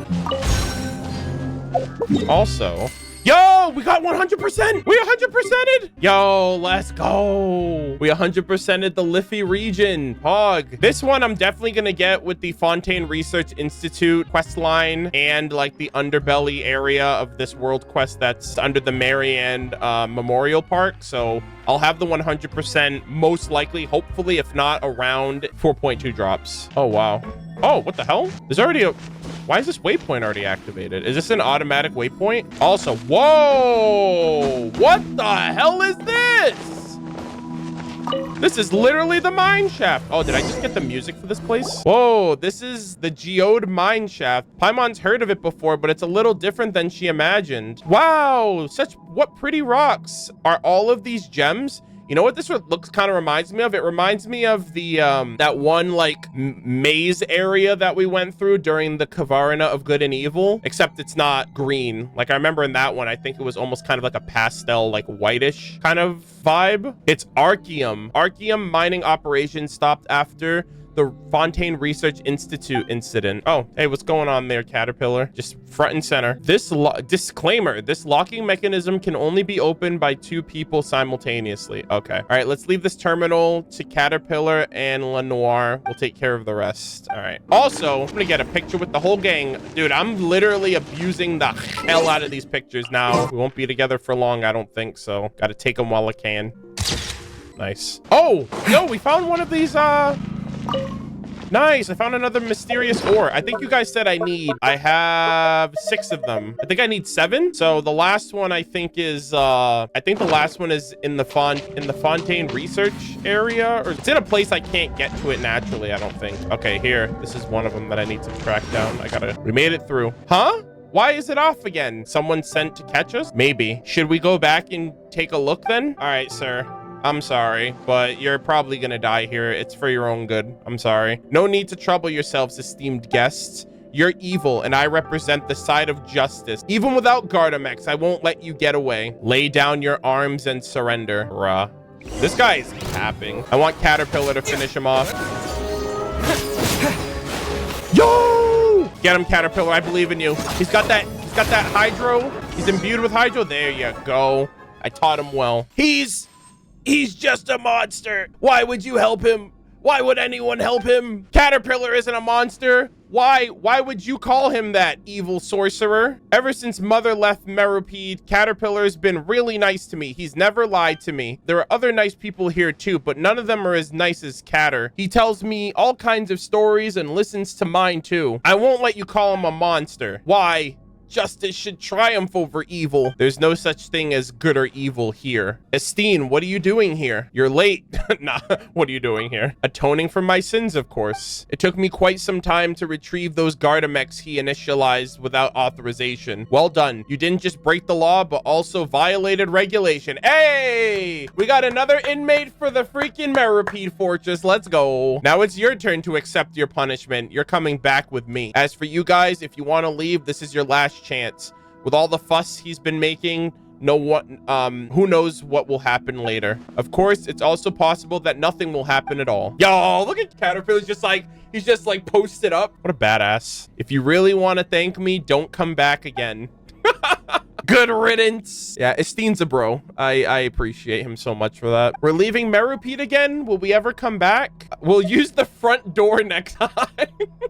Going through the regular channels is safer. Well then, goodbye, Meropide.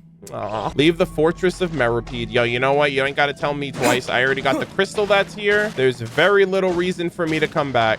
Hey, and look at that. We got an express exit. You'll love to see it. I wish we could swim like this in Fontaine all the time. Just like, I'm just on cruise control and I just get to enjoy just taking in the environment, taking in the sound and the visuals and all that. This is like the coolest way to swim. I love when we catch a current. And then all of a sudden we hit like we hit a primordial sea spike. And then before you know it, we're with child. All right, here we go. We're back. Nice, nice, nice. We made it out, boys. Lenoir's family lives at the foot of the mountain to the southeast. There's something else I want to talk about, but let's wait until we get closer. Alrighty. Good shit. I also just got an achievement. Let's peep that real quick. Oh, we're one away. There is one spectacle grander than the sea. That is the sky. And the sky is a lie. So everything just sucks. Nothing is real. They're like, oh man, there's nothing more better. There's nothing greater than the sight of the sky. And then you're just like, yeah, let's talk about that.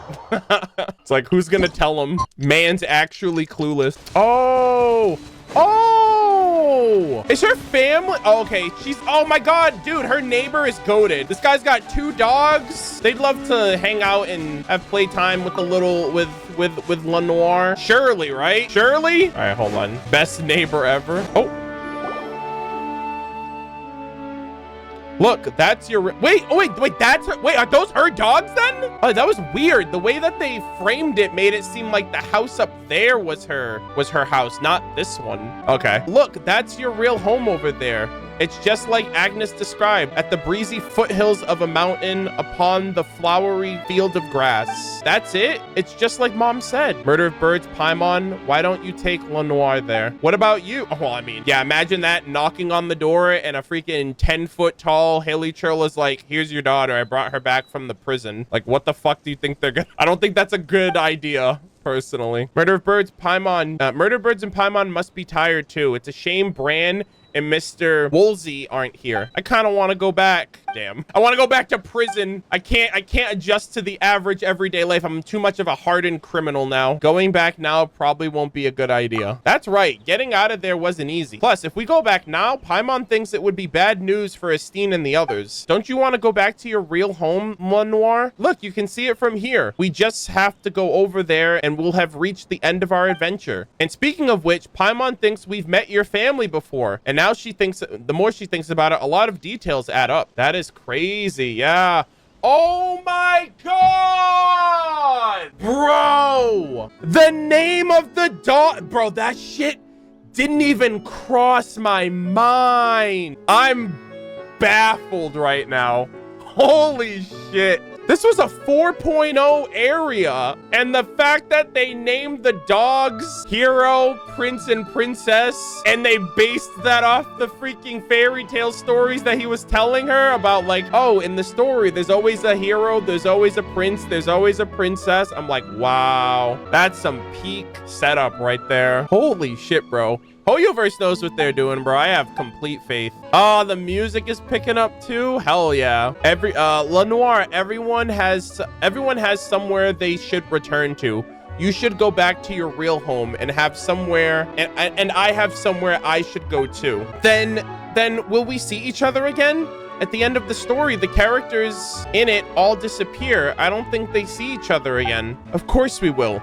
Your adventure is only just beginning. There is still a whole wide world out there for you to explore. This is just a temporary goodbye. We'll see each other again. Really? Really? Really? You know, you've never lied to me before, but let me tell you a story. Oh my god. This is such a sick shot. All right, I need to grab another screenshot. Hold up, chat. God, this is such a great moment. Farewells are always so tough, man. Long, long ago, there was a mage apprentice. He was a dim-witted apprentice, so it took him far more time than the others to learn the language of magic. This kind of reminds me of Renee's assistant and how he was like, I'm not cut out for this kind of job, but he still went through it anyway. But his teacher, who was an amazing mage, wasn't the least bit concerned. On the contrary, he heaped praises on his apprentice's progress and even entrusted him with important tasks. The apprentice never doubted his teacher's instructions. After all, he was a great mage who taught him the language of magic. The mage had a basin in his workshop. Actually, he would call it a fish bowl, as he kept a little fish in it. One day, the little fish called out to the apprentice, "Hey, you over there, nitwit, Help me out. The apprentice was taken aback. Apart from the great mage, nobody, or no creature even, would make conversation with him like that. So this piqued his curiosity, and he asked how he could help. As it turns out, this little fish used to live in a vast and boundless sea. By being brought here, it had been separated from its family. It had tried to ask others for help, but none had responded to it. I'd like to bring you home, but my teacher has forbidden me from going out, the apprentice said. Hearing this, the little fish swam crestfallen to the other side of the basin, saying nothing further to the apprentice. This kind of sounds like Oceanid, maybe, right? It's separated from its family. All the other Oceanid fled Fontaine. Maybe there was an Oceanid that stayed behind. Then one day, the apprentice discovered that the little fish was no longer in the basin. Who took it away? Did they bring it home? The apprentice couldn't help but wonder. Without the little fish, the basin was now completely empty. Just what sort of place is a vast and boundless sea? Before he realized it, the apprentice's thoughts had drifted to the world outside the workshop. Vast and boundless sea also, like,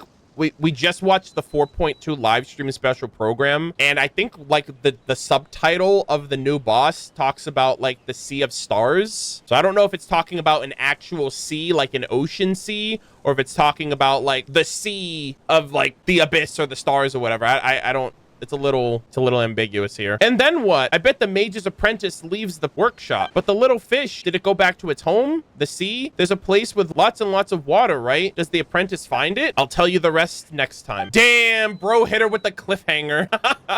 Only listening to my stories can't be that much fun. The next time we meet, if you don't want to hear my stories anymore, you can tell me some of the stories you hear from Earnshaw. I think he'll have good stories he'd like to share with you. Well, then the next time we meet, I'll be sure to have lots and lots of amazing stories to tell you. I look forward to hearing them too. For now, it's time for you to go home, Lenoir. This goodbye is only temporary. We'll see each other again. Okay then, until next time, Cater. MurderofBirds, Paimon, let's go!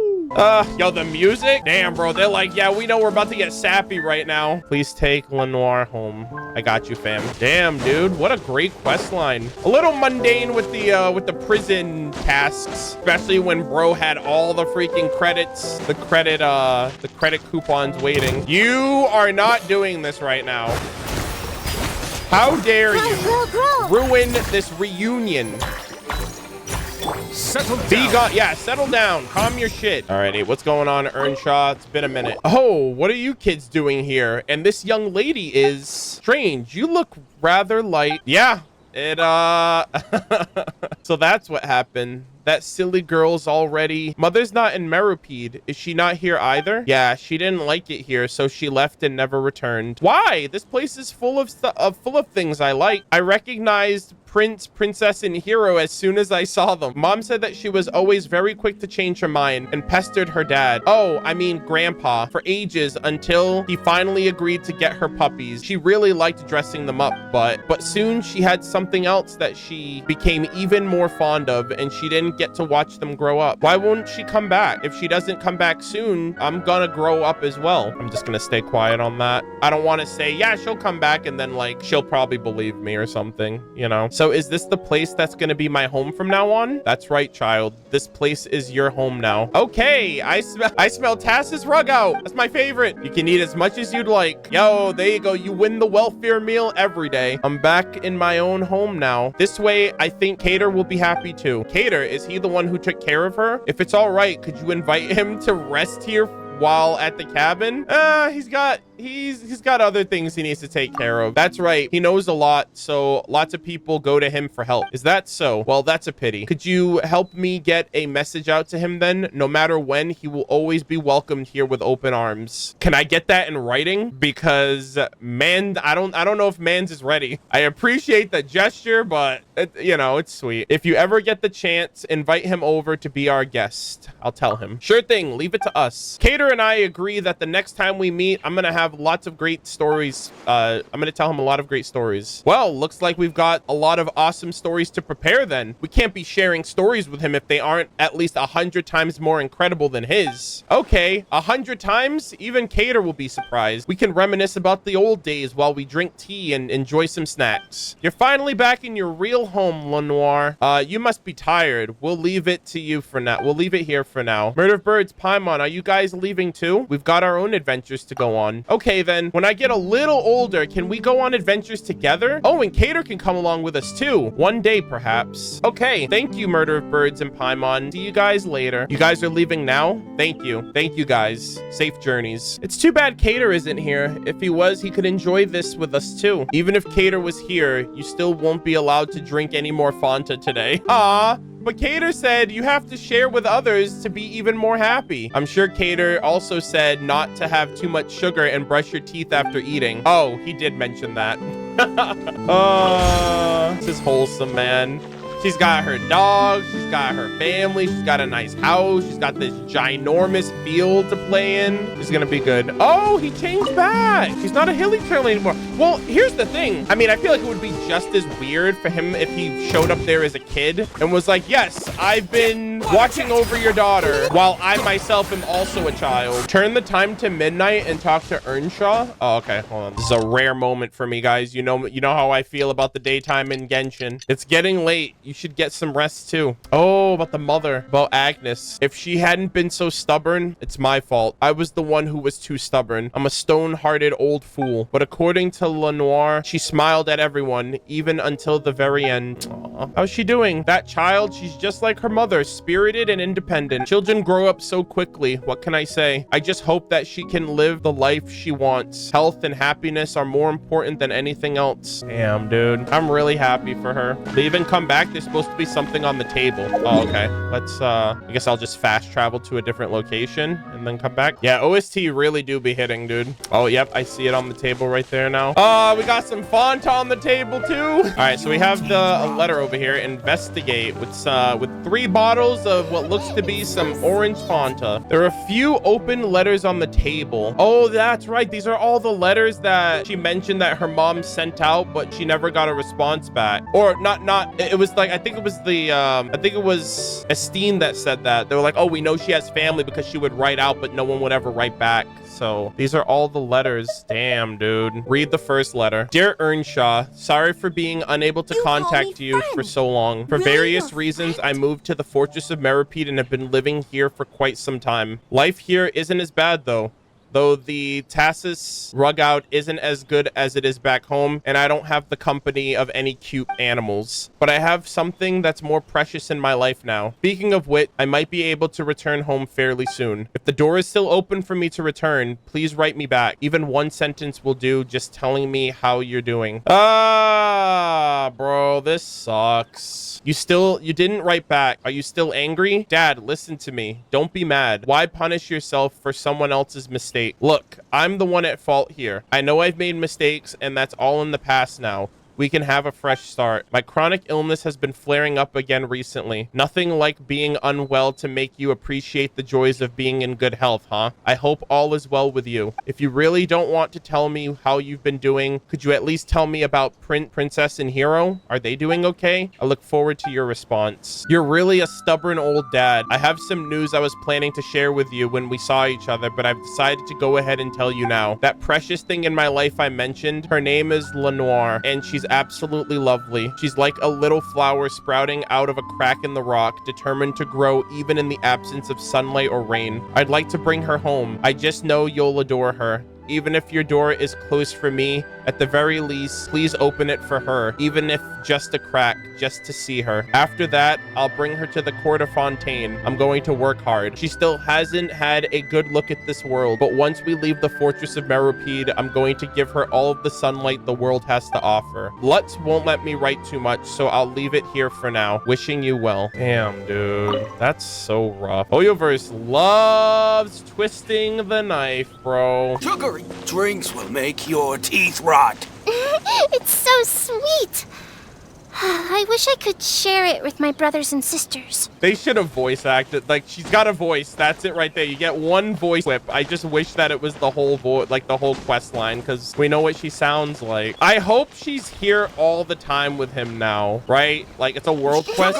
This is like a forever change. She doesn't have her mom or dad, but she's got her grandpa. She's got her dogs. And she's got Caterpillar in spirit, and she'll eventually have she has us too. All right, let's wrap this up now. Oh, what a great shot.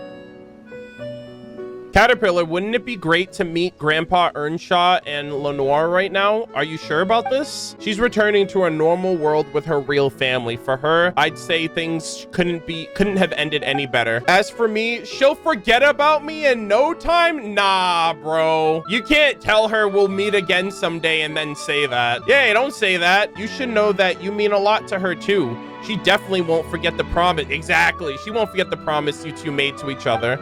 If you really never see her again, she will be heartbroken. She won't. Children tend to quickly forget both meetings and farewells. This is how they grow up. I'm simply a character in a story, brave at times, yet also an evil monster to others. Let this fantastical story be a memory consigned to her past. She has a real world now, one that's hundreds of times better than any fantasy narrative. Murder of Birds, Paimon, thank you. Bro, I love how we got such a wholesome and like uplifting conclusion to this quest with so many questions to ask, and one of the options is, so about that payment. Like, bro, I don't know, man. I could never just pick that option just solely out of the fact there's just so much more weight to this than what we get out of it. Don't mention it. As I mentioned before, there are places better suited for retelling history, like the NZKZ Ordo. Oh, we've been there before. If so, that'll save us a lot of time trying to find the way there. Let's go. Oh, let's go, dude.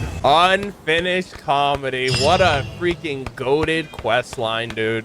And we move the needle just a little bit more to Doomsday. Next patch is going to be chat. I have no idea how I'm gonna do it. I have no idea how we're gonna make it through. The Archon quest and the NZKZ both wrap up next patch. Like, I'm just gonna be like, bro, the game is going to be, I'm gonna feel so empty when I finish everything. I'm so hyper invested in all of this, it's not even funny. I'm like, dude, I spent the last 2 patches just like, they did such a good job with Fontaine. They did such a great job with like the world building and like the setup for everything, and I feel like everything came together really well with the Archon quest separate. And this is also interesting too, because like, it's weird to me how like the prophecy that's going on with the Archon quest seems to be like a different prophecy from what like Renee's formula has predicted. So like, on one end, we're trying to save Fontaine from reaching its own calamity and save the world. Like, we're trying to save a nation and the world at the same time. And I'm just like, bro, like how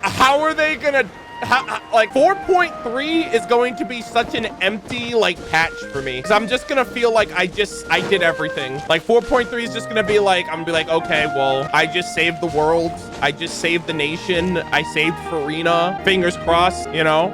I'm just gonna be like, Jesus. Either that, or I'm just gonna be completely depressed because I don't know what's gonna happen to the characters, you know? If memory serves, either 4.3 or 4.4 should be around the time of Lantern Rite. So we actually might get Lantern Rite after that, which is kind of insane because Lantern Rite's always a treat. But yeah, we finished it up. Holy moly. Initial facts. Go to the NZKZ Ordo. The Wondrous Trio have been together in a room for quite some time now. Maybe they've discovered new clues. Let's talk to them. Bro. And I think Caterpillar is Carter, so I'm just gonna call him Carter from now on. I think like Jacob's out there somewhere, Renee's out there somewhere. We're just missing Elaine. And I swear to God, if Elaine is that clockwork mecha robot that's in the 4.2 trailer, I am literally going to flip this desk over.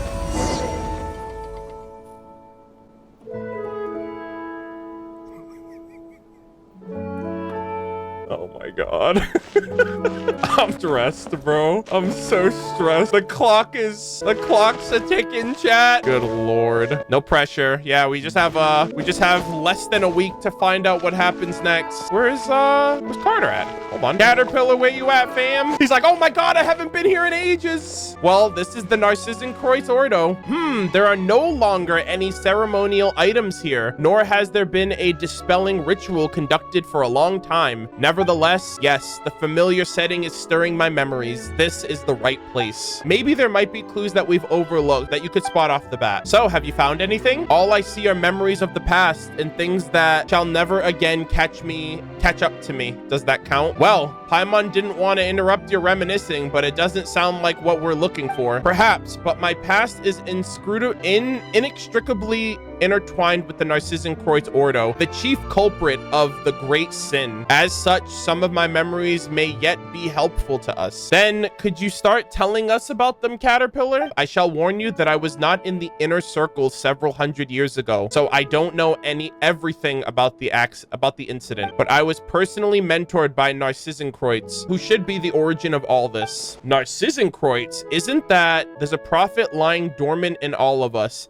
and when he wakes, one more evil shall walk the world. That's the sort of person he is. Bro lived long enough to see himself become the villain. Like, straight up, he went from like the hero to the felled dragon. He's like, I need to save the world, to I am the world. Well, since we've got this opportunity, is there anything you want to ask? You bet your ass I do, Paimon. Tell me about yourself, Caterpillar. About me? I thought we got acquainted well during our jailbreak, but I understand that you're asking about something deeper. Now I shall perform a terrible feat that has never been done before and will never be done again. I will expose someone's true self before all, without any facades or masks, and that someone shall be myself. Wow, that's really a lot. Paimon doesn't think she can lighten up this atmosphere at all. Lenoir has already gone home, did she not? We have to face a more complicated world now. The time for things from under the age of 9 is over. Now we probably need the experiences from age 16 or so. Basically, the plot's gonna get a little bit more mature. AKA we're adults now. What? The experience is from 16 or so. The first voice I heard while in this body was that of Narcissenkreuz. Other than speaking of the redeeming powers of the holy blade of Narcissenkreuz, he also preached thus: the body is just a shell. Even the body of a hilly churl can bear sentient consciousness. Did he create you then? Perhaps he did. I've tried to unravel my own origins, but the answers I got were all pretty vague. Poor you. Well, I didn't really feel that way. I have discovered, after all, that most humans do not know the reason why they were born, and yet they still live happily. Also, it's not quite correct to say that he created me. How so? Creation is a feat for a god, if we may call the one above a god. In the tenet of Narcissenkreuz, do you know what is the most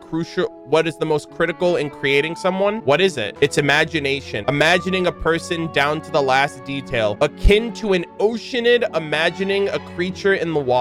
There's a story that tells of a powerful mage priest imagining his own son, only to realize he himself was the product of someone else's imagination. That's some crazy shit right there. Is anyone thinking of gold in that instance? Like gold created the perfect being, but I wonder if gold was also created from somebody else. It's just like a line of alchemists creating other alchemists, you know? Sorry for digressing, but I feel like this information is relevant to your question. So he didn't necessarily create you, but he brought you into being some way. I assume through experimentation. Again, I just feel like this is like the consciousness of Carter warped into a new being. So it's not Carter anymore, but it's basically the remnants of who he was. Well, that didn't make anything clear, but do you have any other questions? Let's see. About the Narcissenkreuz Ordo. Since you found this place so familiar, could you tell us about it? Actually, as I recall, most of the people in Narcissenkreuz Ordo were very kind. Narcissenkreuz's teachings just contained many radical ideas that were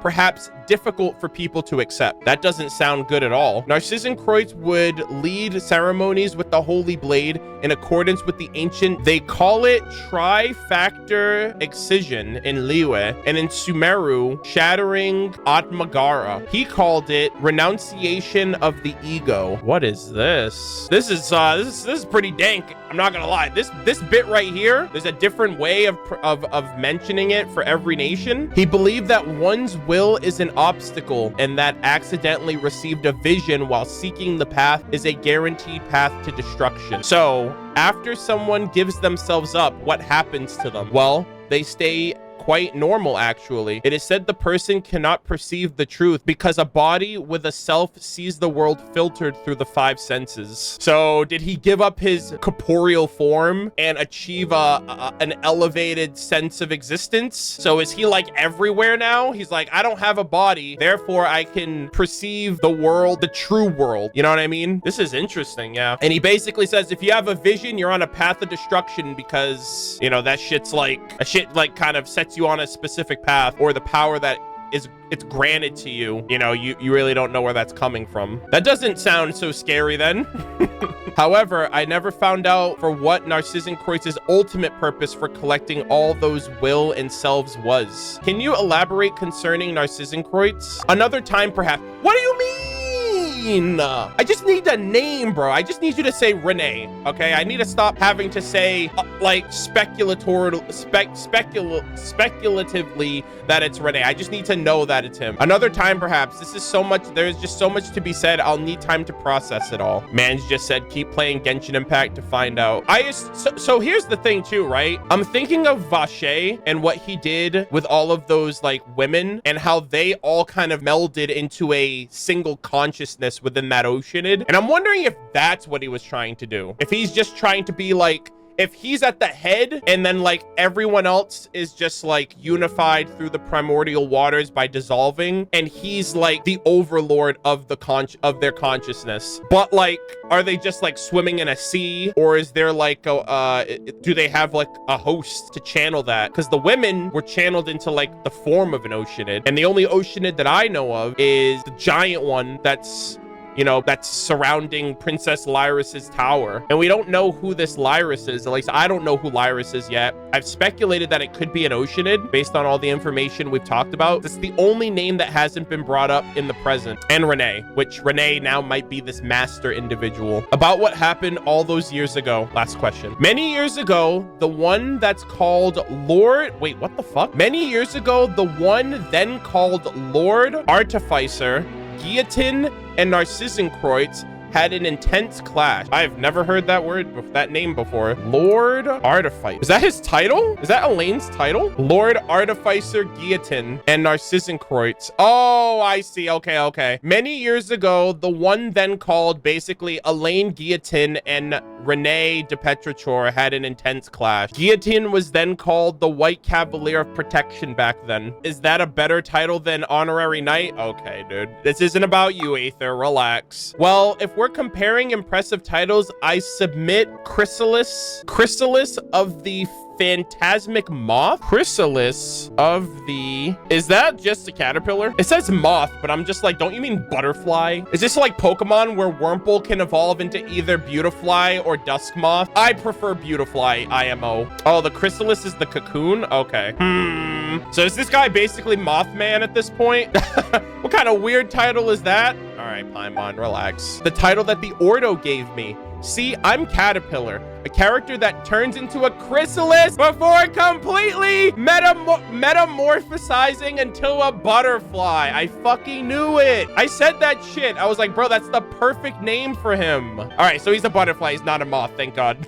Sorry. I suppose the name contains the wings of hope that I would mature into a human. There's still more questions I need answered. I know. That's literally every patch, bro. We'll never get answers until the game's over. We'll never get definitive answers. Good Lord. I'll have to pore over the records and try to piece it all together. So I'm afraid you won't always find me here. Fontaine can be dangerous for you as it is now. I'll disguise myself and rely on the methods I've developed to do what I must. I'll survive. The gang's all here!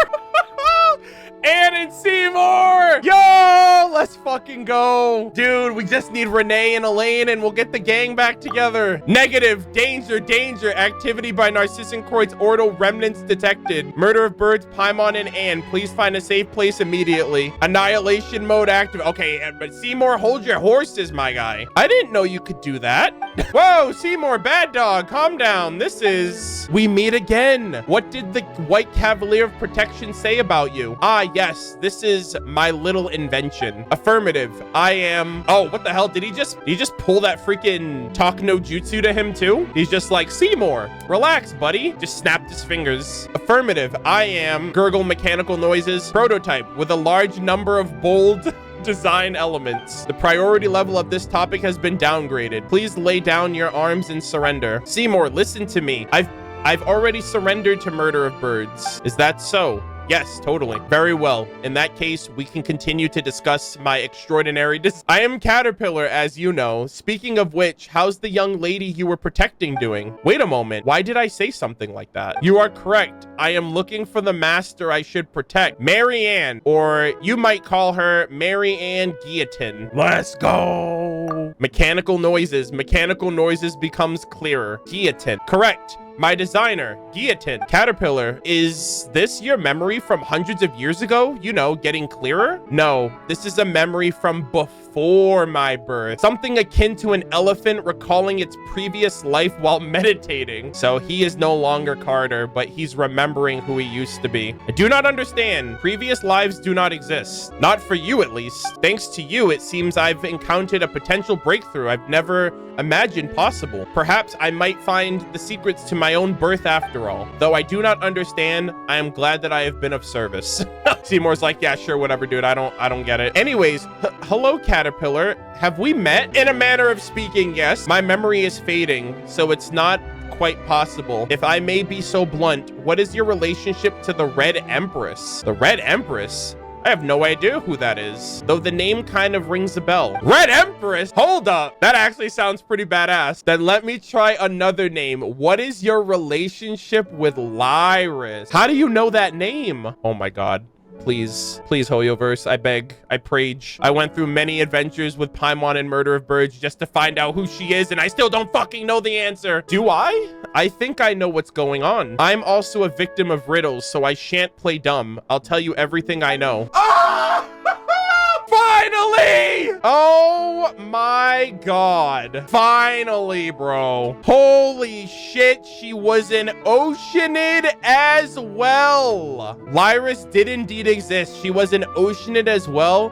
And Narcissan Kreuz's name for her within the Ordo was Renee recruited an Oceanid? That's crazy. I didn't think they would be above like serving a random human. I thought they would only serve the Archon. That is so fucking cool. And then he gave all of them like nicknames or like titles. Wow. So I'm doubling down. I'm gonna say that giant freaking Oceanid that's up there protecting like Princess Lyris's tower, the felled dragon.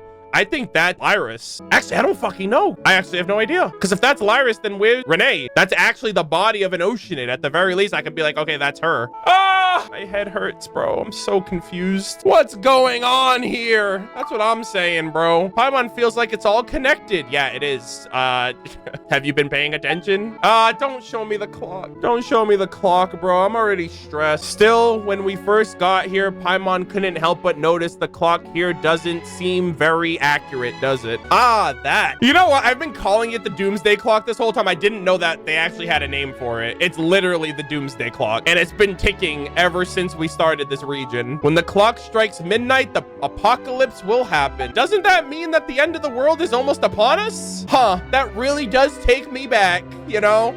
The end of the world, it was almost like yesterday we all got together to try to save it. When I was here before, damn, bro.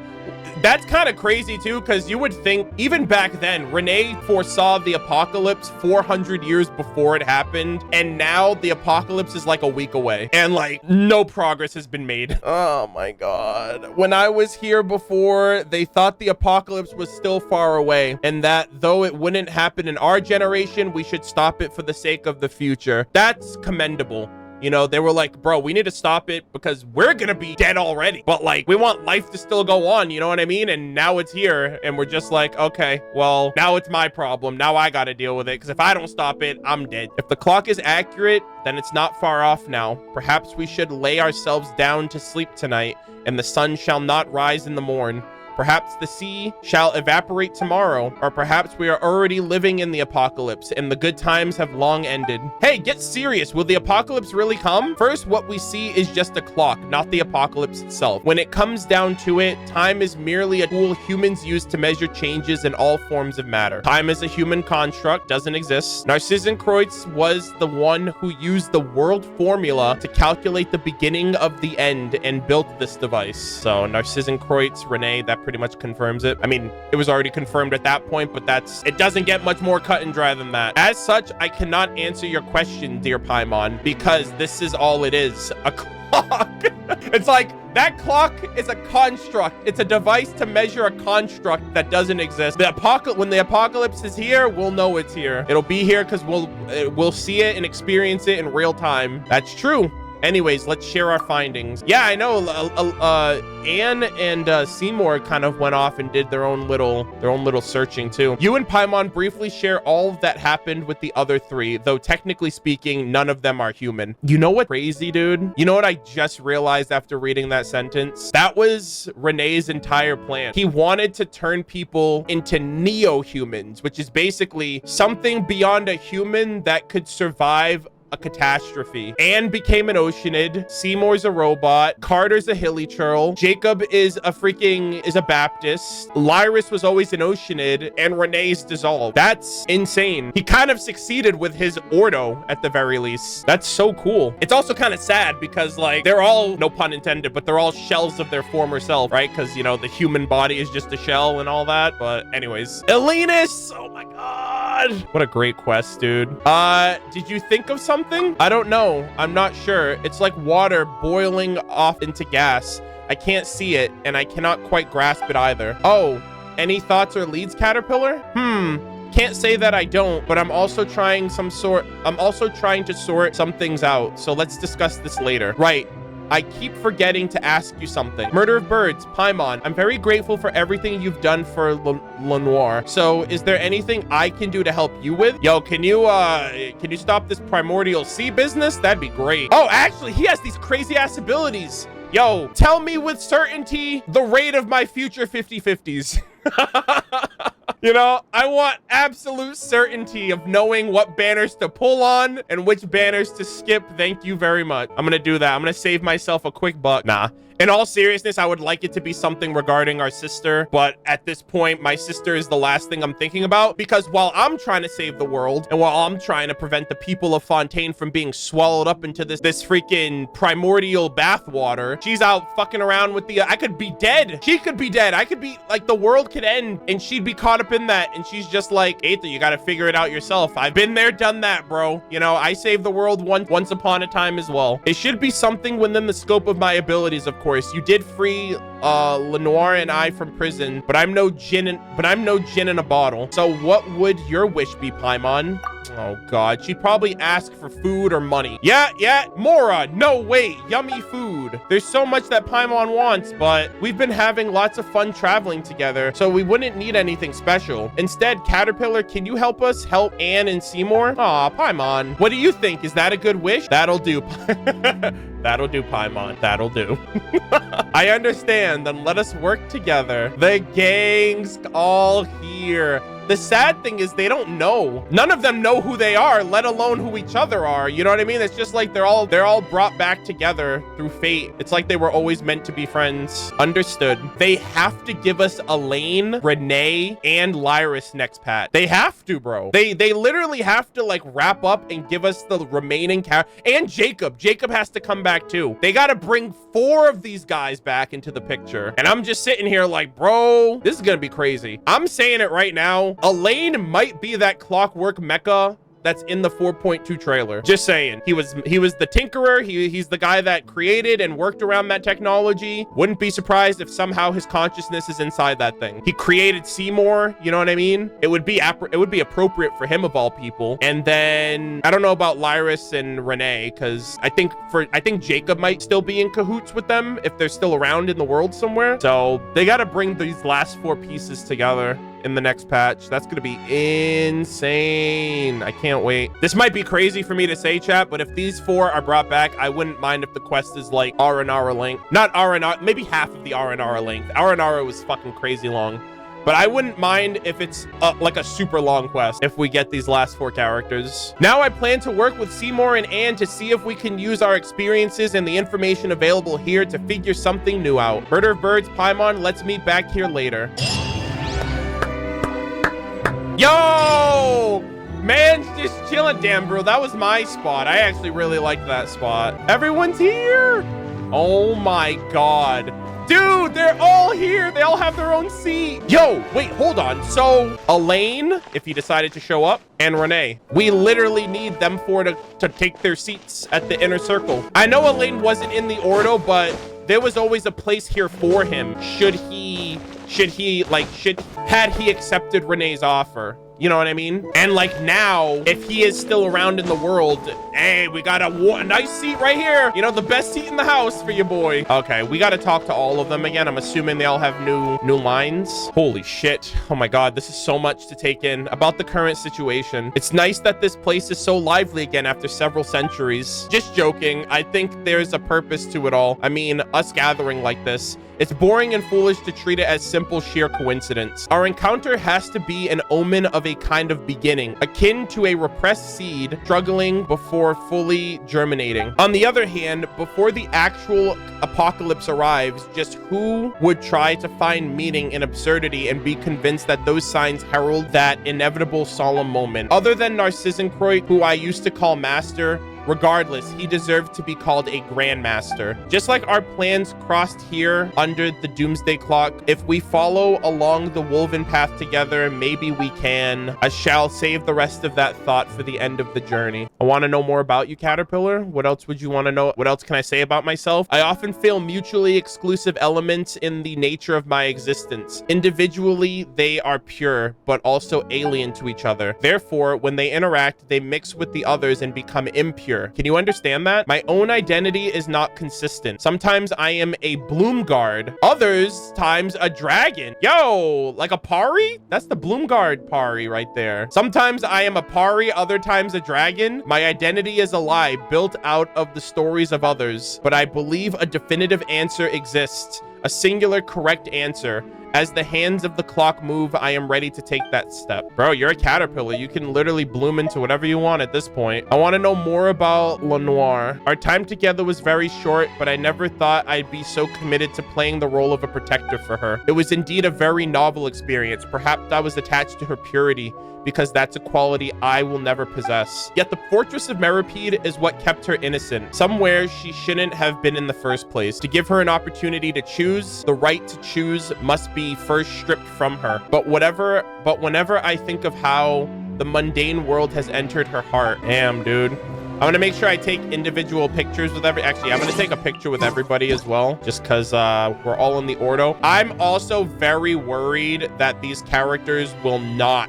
I feel like not only will the characters not be here after the next patch, but I actually don't even know if we'll be able to come back here if this place gets destroyed or something. Like the real Anaposis, I feel like next patch might be the last time we ever come here, which is sad. So I really love how impactful this place is to Fontaine. Calculation process halted. What is your instruction, Mr. Murder of Birds, about the current situation? Though communications with On the Oceanid and the former Narcissenkreuz Order member Caterpillar have promising information to be obtained. I am prototype 4ACV07, designed by Guillotine to accompany and protect my master, Miss Marianne. Unfortunately, no additional information on Miss Marianne is currently available. Moreover, and the Oceanid is able to provide very little information. The remaining member of the Narcissenkreuz Ordo, Caterpillar, did not provide complete information. More time is required for analysis. All good things will come in time. I want to know more about you, Seymour. I am a prototype 4ACV07. Okay, you're literally word for word for what, I mean, these are all recordings, so. I am equipped with the most advanced memory storage unit, logic unit, optics, and various functional modules from the Fontaine Arcane Institute of Natural Philosophy. This allows me to keep a log of Miss Marianne's daily life and also act as the agent's assistant. My top priority is to locate Miss Lyris and ensure her safety. I'm sorry, Miss Marianne. I don't know why I said Lyris. I'm literally like, how long have I been live? I've been live for 6 hours. I'm like, keep it together, Arnold. We're almost there. I want to know more about Marianne. The purpose of my design and creation is to serve and protect my owner, Miss Marianne. My present top priority. Okay, so and the Oceanid exhibits certain behaviors identical to the past behaviors of Miss Marianne, but the factors compromising them: loud mechanical noises. Note: regular record space collation may decrease the frequency as such issues. Okay, so basically he's like, it does not compute. I can't go any further than that. Oh my goodness gracious, dude. This is some heavy stuff. I also love how I have Endora just here. She's like, yeah, I'm just here. I'm just along for the ride, bro. Like, no one told me Fontaine would be this freaking dank.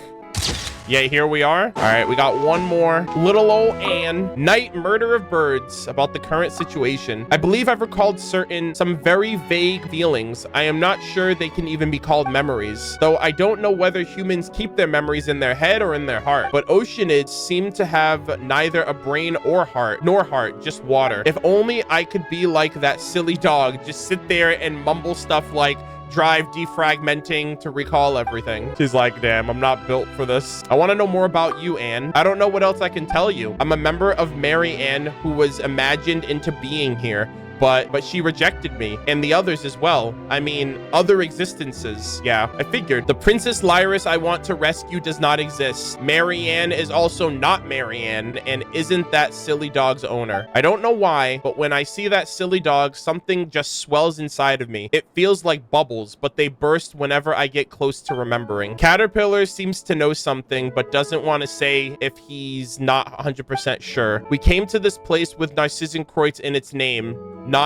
Yet nothing was resolved. You know what I would love? If they all remember at the very end. Like, if just by the process of stopping the apocalypse, or like if they sacrificed themselves or something, like the water clones of them did during the Narcissenkreuz adventure team quests, or just by having all of them in the same room together. I think it would just be a nice and a really emotional like cap off for them to just remember each other, because it's really sad that like it's like on the tip of everyone's tongue, but no one knows for sure. And they're just kind of like caught up in this fog memory. I want to know more about Princess Lyris. Princess Lyris is kind and courageous. That's why she endangered herself in order to protect her friends. Before, all I thought was that I must have been a friend of hers, and she protected me. So now that she's in trouble, I have to save her. Even though she might not want me to do that because she is too nice and would rather suffer than let her friends be in danger. But if I don't save her, how will I be worthy of being her friend or deserve her protection? Memories, they're hazy, like whirlpools in water. Emotions and desires, on the other hand, feel so real, despite me realizing she's just a character in a story now. I don't know. She's real. She's out there. To what extent, I have no idea. I'm only now realizing that, like, they finally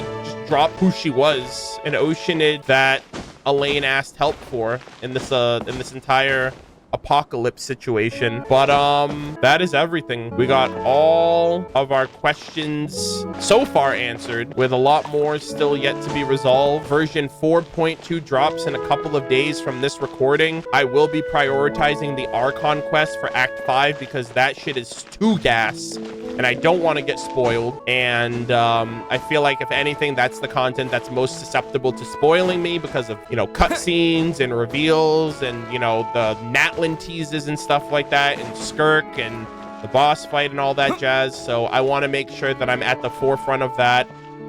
So the next thing we're actually probably going to do overall, when 4.2 comes out, I'm going to prioritize the Archon quests. Then we're going to do Farina's world story quest, and then I'm going to read Farina and Nouvelette's lore. So I feel like that's gonna, like, because even right now Nouvelette has a lot of locked lore, and I haven't read anything on his or listened to anything of his. I've been waiting, so I'm just gonna wait until the Archon quest is done to have like a definitive expectation before I learn anything that I might not know from the quests, and we'll go from there. But we did it, everybody. It took us 6 hours but we made it through. I actually am really impressed. I'm actually really surprised as well, because I thought this was going to be a 2-stream process, but we finished the unfinished comedy. I'm still waiting to laugh. You know, it's an unfinished comedy, but I'm not laughing, okay? I'm actually kind of stressed, and I'm really exhausted from all of this lore that I just got dropped on my head. But yeah, we have 3 out of 7 of the members. We just need, again, Elaine, Renee, Jacob, and Lyris. And I